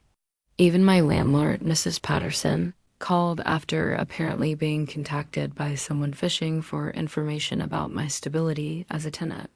"Maddie, dear, someone called asking strange questions about whether you pay rent on time and if I've had concerns about your mental state. I told them that you're one of my best tenants and that anyone spreading rumors about a new mother should be ashamed of themselves." As the day progressed, it became clear that Mom's campaign to destroy my reputation was backfiring.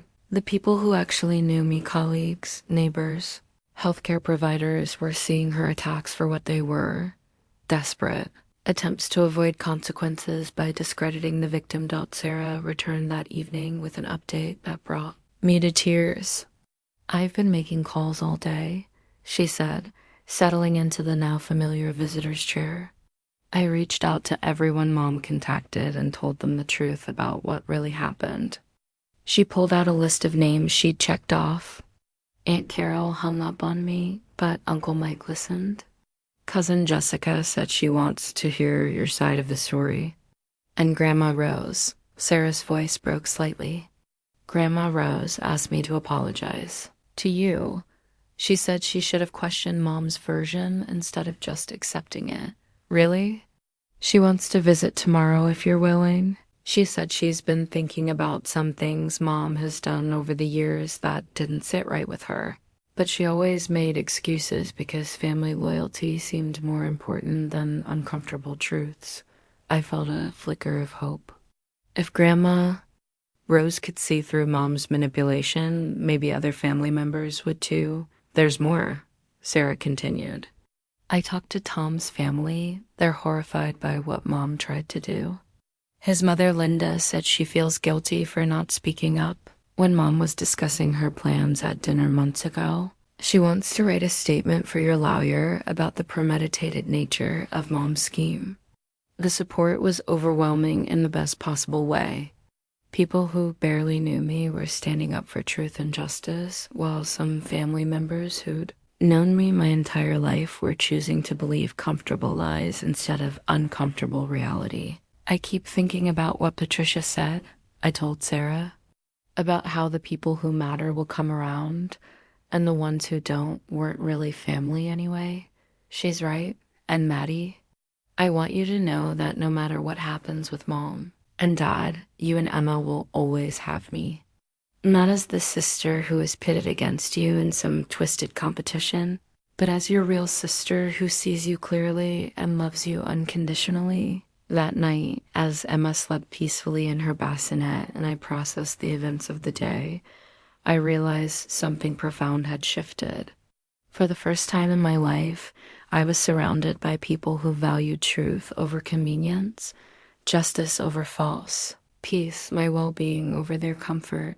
The family I'd been born into was fracturing along lines of truth and deception. But the family I was choosing, Patricia with her fierce protection, Dr. Chen with her professional advocacy, Maria with her workplace loyalty, Sarah with her newfound courage, was stronger and more genuine than anything I'd experienced before.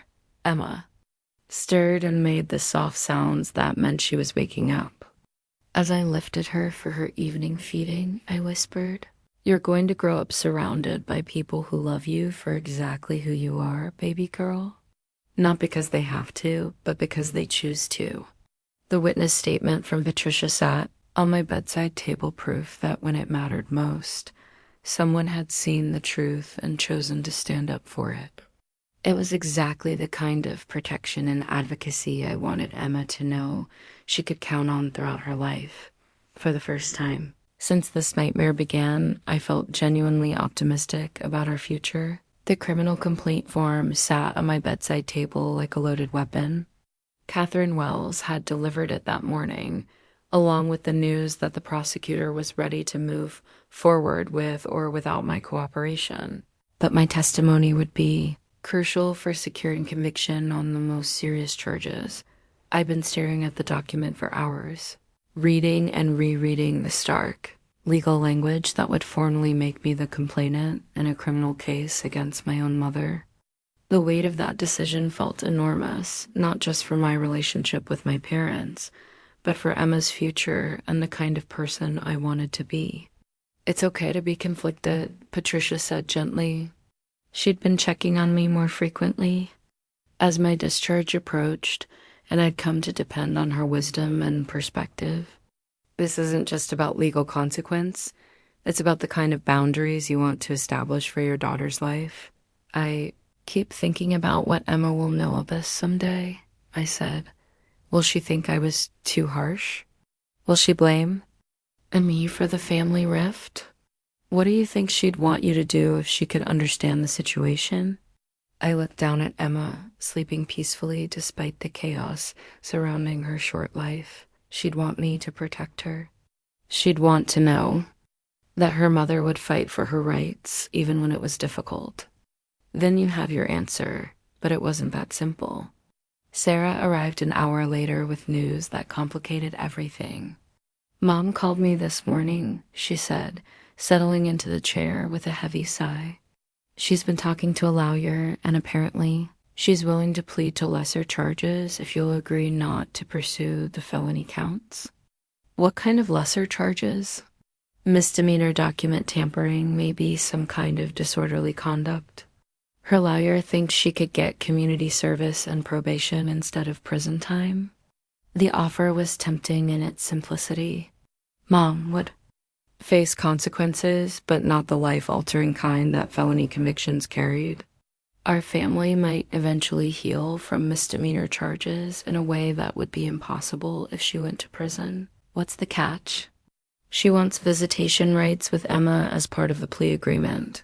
Supervised visits, but regular contact. The audacity took my breath away. Even facing criminal charges, even after attempting to steal my daughter's identity, Mom was still trying to negotiate access to Emma. She was treating my child like a commodity in a business deal. "Absolutely not," I said immediately. "I told her you'd say that, but Maddie, I think you should hear what else she said."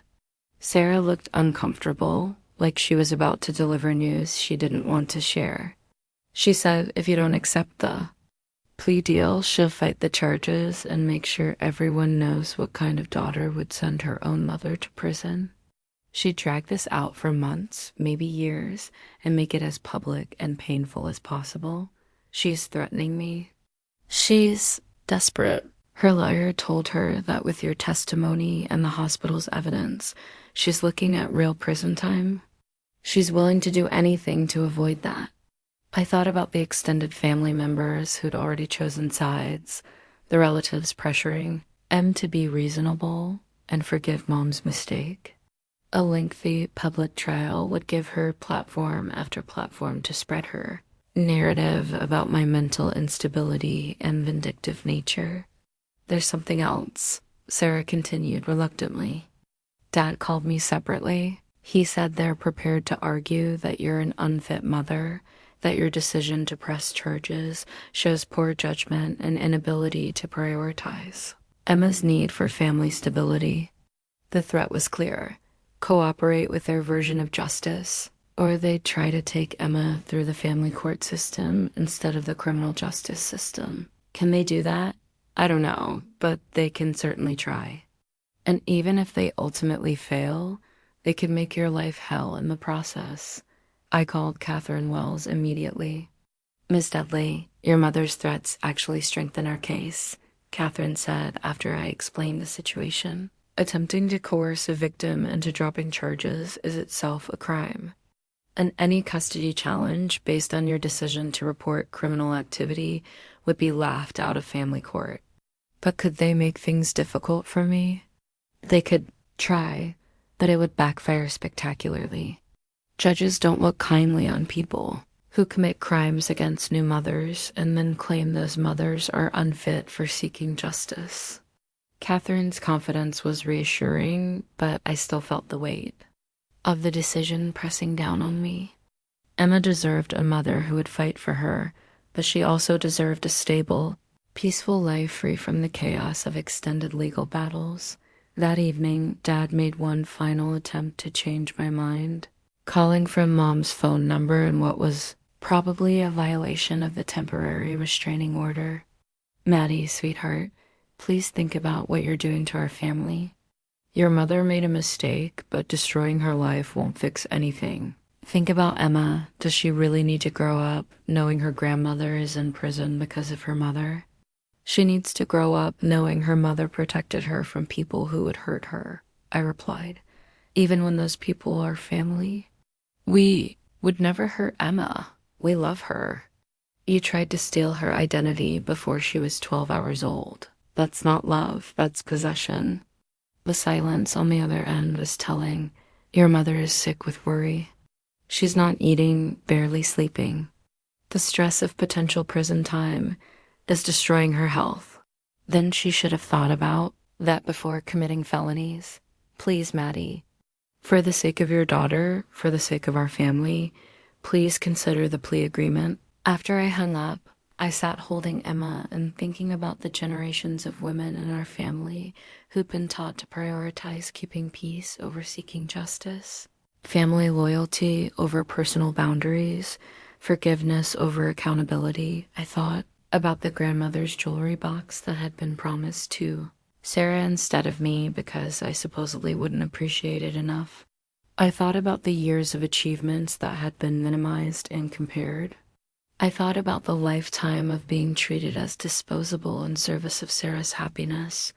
And then I looked at my daughter perfect, innocent, deserving of a life, where her worth was never questioned and her rights were never negotiable. I picked up the criminal complaint form and signed my name with steady hands. Some cycles needed to be broken, no matter the cost. The no-contact order was served to my parents the same day I was discharged from the hospital. Catherine Wells had expedited the process, and by the time I was buckling Emma into her car seat for the ride home, both Mom and Dad were legally prohibited from contacting me through any means. How do you feel? Sarah asked as she helped me carry my hospital bags to the car. She'd volunteered to drive us home since I wasn't supposed to be behind the wheel yet. Terrified and relieved at the same time, I said honestly. It's strange to feel safer because my own parents can't contact me. The drive to my apartment was quiet. Both of us lost in thought about how dramatically everything had changed in less than a week. A week ago, I'd been nervously preparing for labor while assuming my parents would be excited grandparents. Now, I was legally protected from them and preparing to testify in their criminal trial. My apartment felt like a sanctuary when we walked in.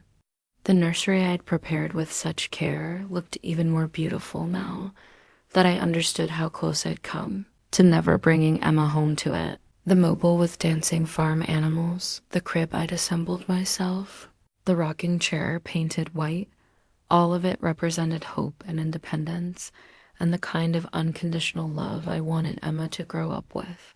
It's perfect, Sarah said, standing in the nursery doorway with tears in her eyes. She's going to be so happy here. I settled into the rocking chair with Emma for her first feeding at home, and for a moment, everything felt normal and peaceful. But then my phone rang with an unknown number and the peace shattered. Miss Dudley? This is Detective Martinez with the fraud unit.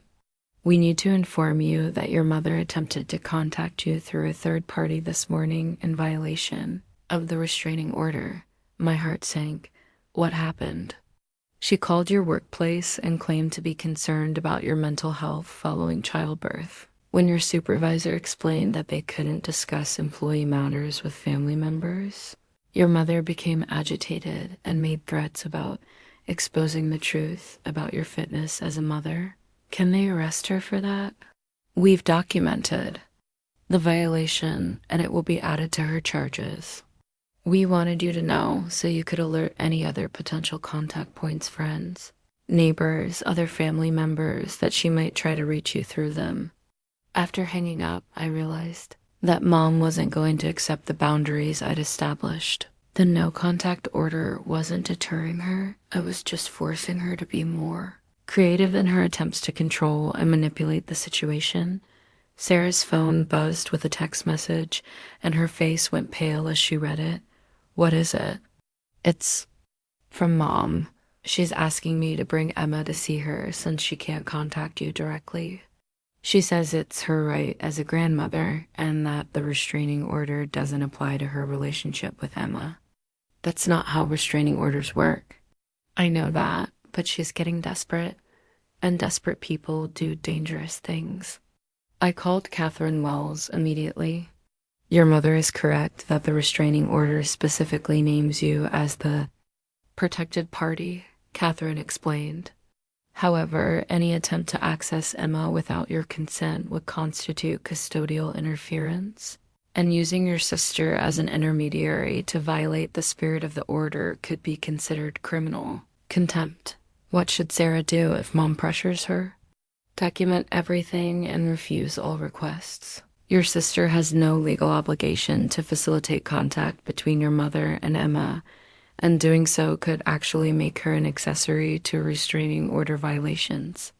That evening, Sarah and I sat in my living room while Emma slept, trying to plan for the various ways Mom and Dad might try to circumvent the legal boundaries I'd established. I think they're going to show up here, Sarah said.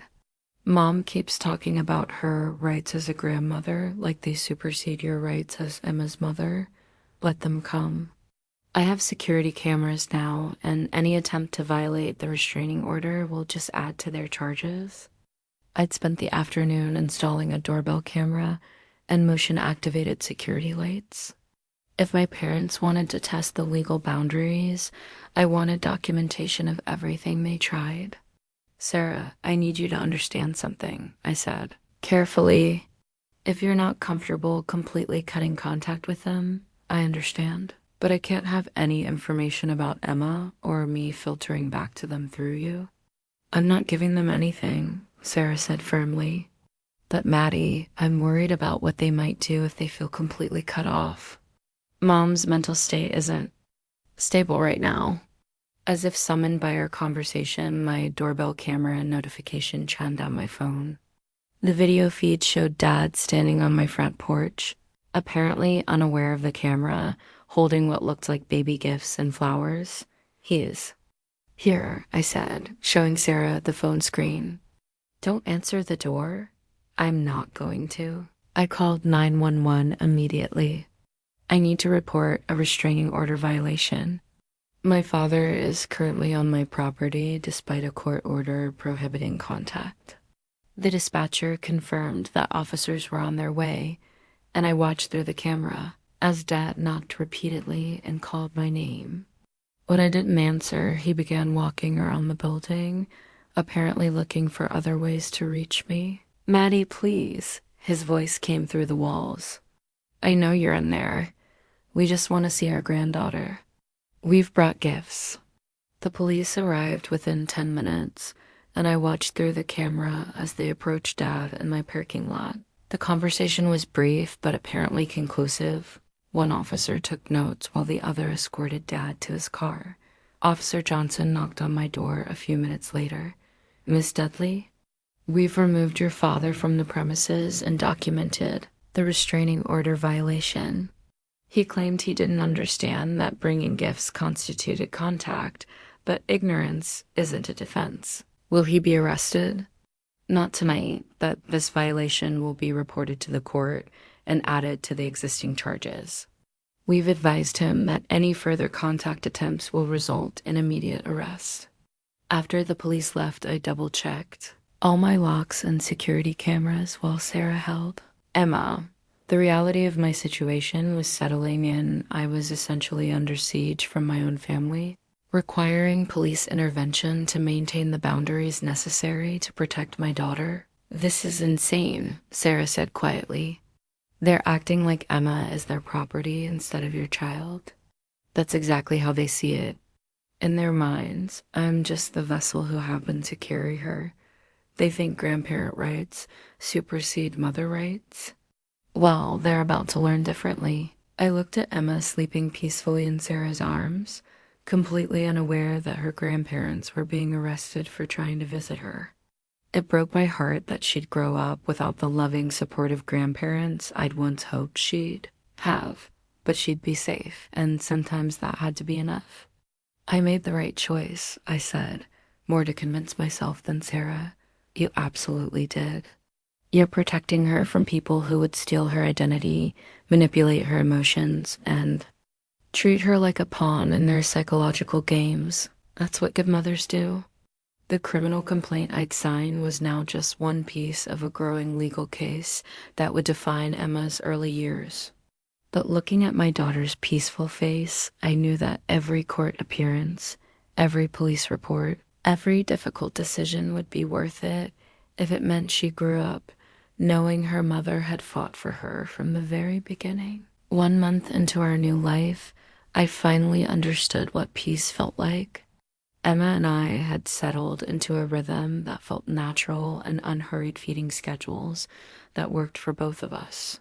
Nap times that allowed me to rest and recover quiet. Evenings in the rocking chair where I could hold her and process everything that had happened. The security cameras had captured 3 more attempted visits from my parents in the past month, each one documented and added to their growing legal troubles. But rather than making me feel harassed, these failed attempts actually reinforced my confidence in the boundaries I'd established. They were proving again and again that they couldn't respect my decisions or Emma's well-being. "You look different," Patricia observed during one of her visits. She'd started stopping by on her days off, bringing groceries and offering the kind of maternal support I'd always wished I could get from my own mother. More confident, more settled. "I feel like I can finally breathe," I said, adjusting Emma's position for her afternoon feeding. I didn't realize how much energy I was spending on managing my family's dysfunction until I stopped having to do it. The contrast was stark. Where I'd once dreaded phone calls and family visits, now my days were filled with people who genuinely supported Emma and me. Patricia brought practical advice and emotional wisdom.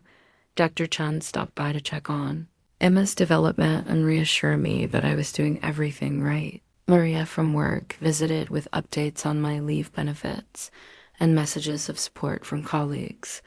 But the most significant change was in my relationship with Sarah. Without Mom's constant manipulation and comparison, we were discovering who we could be as sisters, real sisters, not competitors in some twisted game. "I've been thinking about something," Sarah said during one of our weekly dinners at my apartment. "I want to ask you something, but I don't want you to feel pressured." "What is it?" "Tom and I have been talking about our future plans for having children. We're going to pursue adoption, but we want to do it right through proper channels, with full respect for birth mothers' rights and children's needs." I waited, sensing there was more. We were wondering if you'd be willing to help us understand what went wrong with our family. Not as therapy or anything formal, but just so we can make sure we don't repeat those patterns with any children we might adopt. The request touched me deeply. Sarah was acknowledging not just that our family had been dysfunctional, but that she wanted to actively work to break those cycles. I think that's a beautiful idea, I said. Emma's going to need to understand her family history someday, and it would be good for her to know that her aunt recognized the problems and chose to do better. We spent that evening talking about the specific ways Mom's favoritism had damaged both of us, how it had made Sarah feel pressured to be perfect while making me feel disposable. We talked about Dad's passive enabling and how it had taught us that love was conditional on performance and compliance. I keep thinking about that nursery I showed you, Sarah said. How perfectly prepared it was, but how it represented all the wrong things. It wasn't about loving a child. It was about having the right accessories to prove I deserve to be a mother. What would you do differently now? Focus on the relationship instead of the stuff. Make sure any child we raise knows they're loved for who they are, not what they achieve or how they make us look to other people. The legal proceedings were moving forward steadily. Mom and Dad had both pled not guilty to all charges, despite the overwhelming evidence against them. Their defense strategy, according to Catherine Wells, seemed to be based on character assassination. They were planning to argue that I was vindictive, mentally unstable, and using Emma as a weapon against them. Let them try, I told Catherine during one of our preparation meetings. Every person who actually knows me is willing to testify about my character and competence. Their lies will fall apart under scrutiny.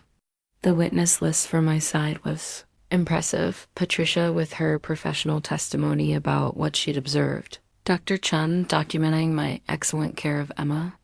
Maria and my other colleagues testifying about my work performance and mental stability.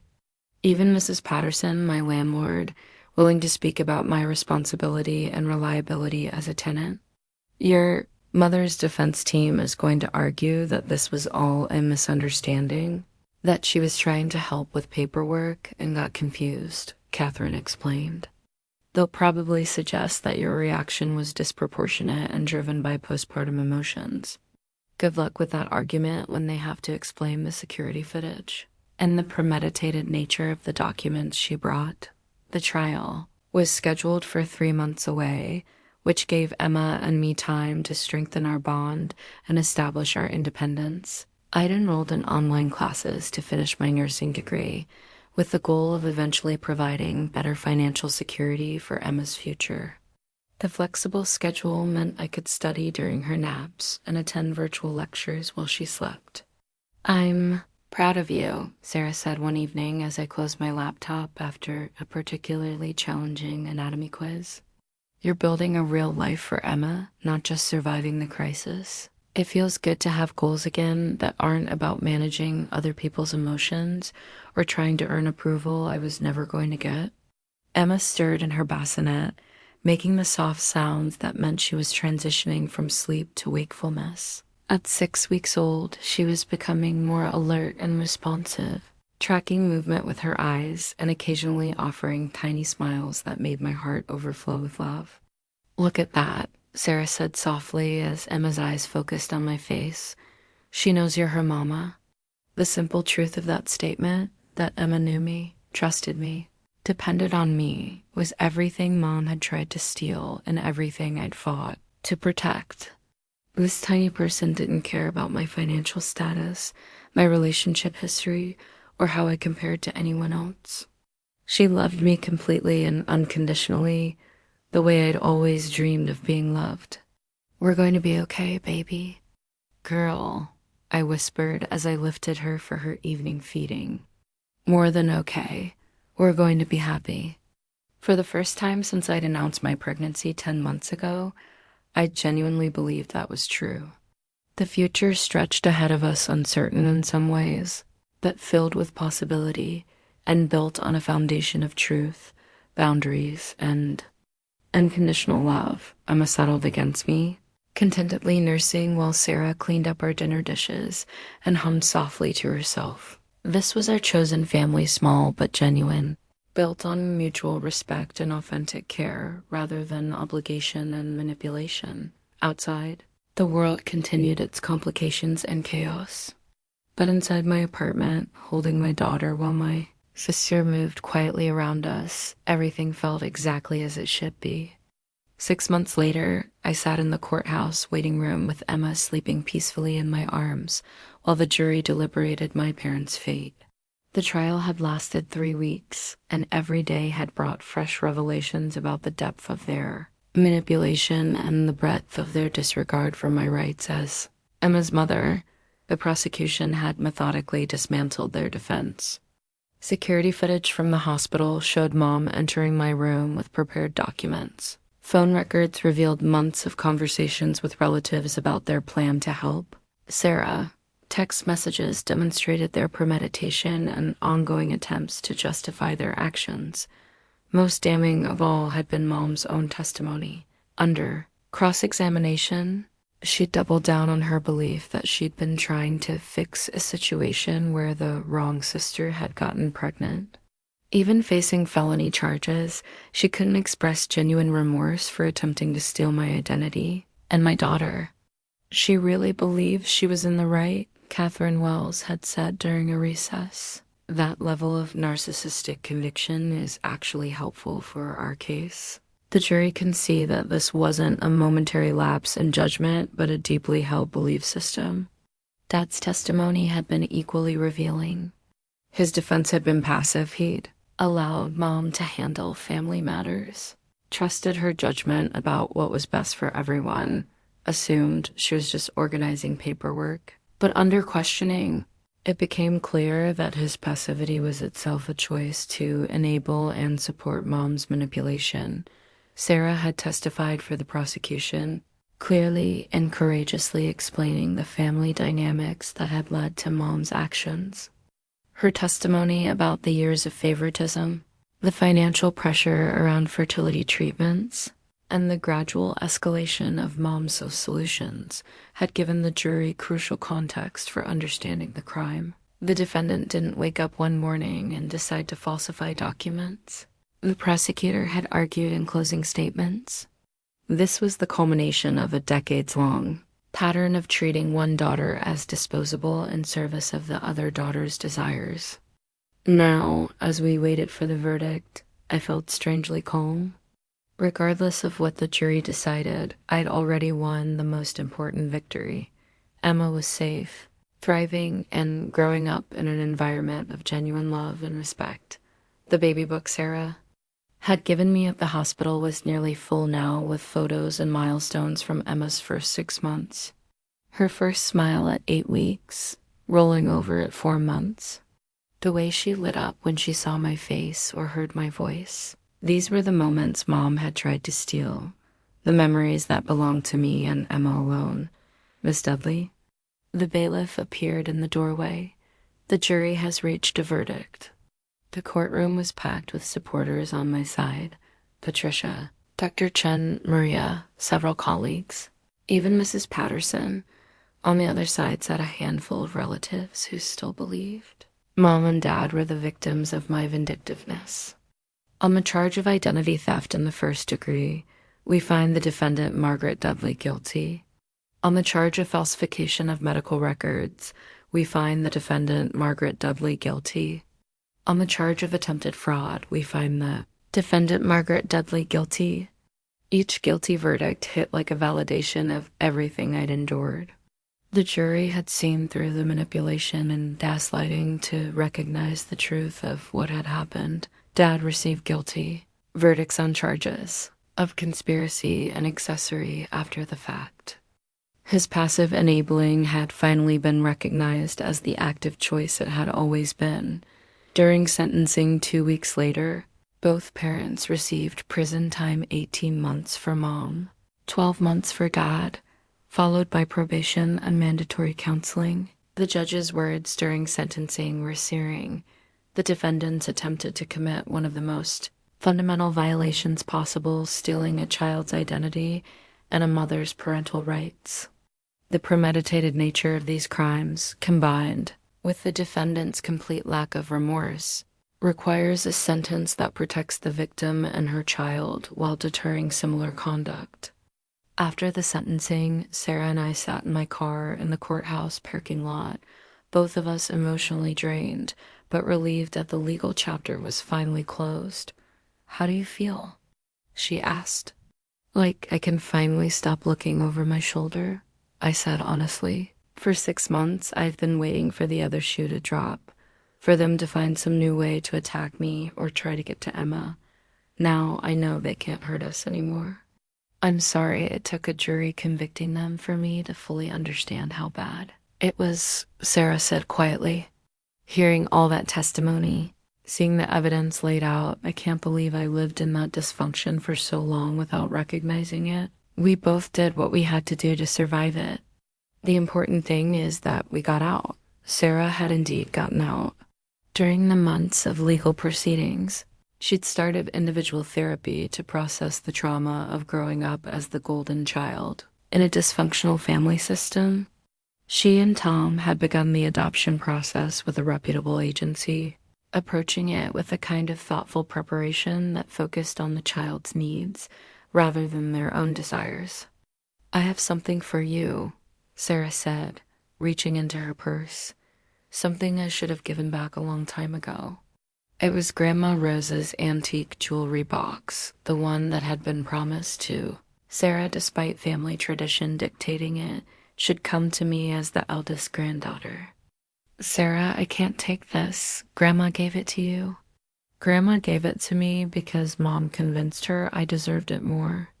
But it belongs to you, not because of tradition, but because you're the one who's going to pass it down to Emma with stories about strength and standing up for what's right." I accepted the jewelry box with tears in my eyes, running my fingers over the delicate rose pattern I'd admired since childhood. Inside was a note from Grandma Rose. "Maddie, I'm sorry it took me so long to see the truth about your mother's behavior. This jewelry box represents the strong women in our family, women who protected their children and stood up for what was right. You have earned the right to carry on that legacy. Love, Grandma Rose." A year later, Emma took her first steps in our new apartment, a larger place with 2 bedrooms and a small yard where she could play safely. I'd finished my nursing degree and secured a position at the Children's Hospital, work that felt meaningful and aligned with my values of protecting vulnerable people. The baby book was now part of a collection. Photo albums documenting Emma's growth, her first words, her birthday parties, surrounded by her chosen family. Patricia had become her honorary grandmother, showering her with the kind of unconditional love and support I'd always hoped my own mother would provide. Sarah and Tom had successfully adopted a baby girl they named Hope, and watching Sarah parent with intentional love and respect was healing for both of us. Emma and Hope would grow up as cousins, but more importantly, they'd grow up in families where their worth was never questioned, and their voices were always heard. The extended family relationships had largely remained fractured. Some relatives had eventually acknowledged that they'd been wrong to support Mom and Dad, but others had doubled down on their belief that I'd overreacted and destroyed the family. I've learned to make peace with those losses. People who could excuse attempted identity theft weren't people I wanted influencing Emma's development anyway.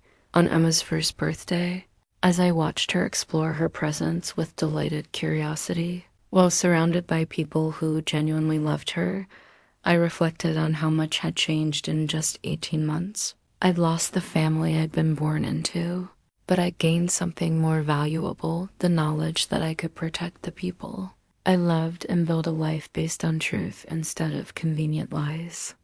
"Mama," Emma said, holding up a stuffed elephant and grinning at me with chocolate cake smeared across her face. "Yes, baby girl, that's your elephant," I said, scooping her up for a hug. "And you're my everything." The antique jewelry box sat on my dresser at home, waiting for the day when Emma would be old enough to hear the story of her first week of life, how her mother had fought for her before she could even focus her eyes, how a nurse named Patricia had protected them both, how sometimes the bravest thing you can do is say no to people who claim to love you. Emma would grow up knowing that love wasn't about sacrifice and suffering. It was about respect, boundaries, and the fierce protection of each other's well-being. She'd know that her mother had chosen her safety over family peace, her rights over convenience, her future over the past. Most importantly, she'd know that she was wanted, chosen, and loved exactly as she was, not because she earned it or deserved it more than someone else, but because she was mine and she was perfect just by being herself. The cycle was broken. The legacy was changed. And our future stretched ahead of us, bright with possibility and built on the unshakable foundation of unconditional love.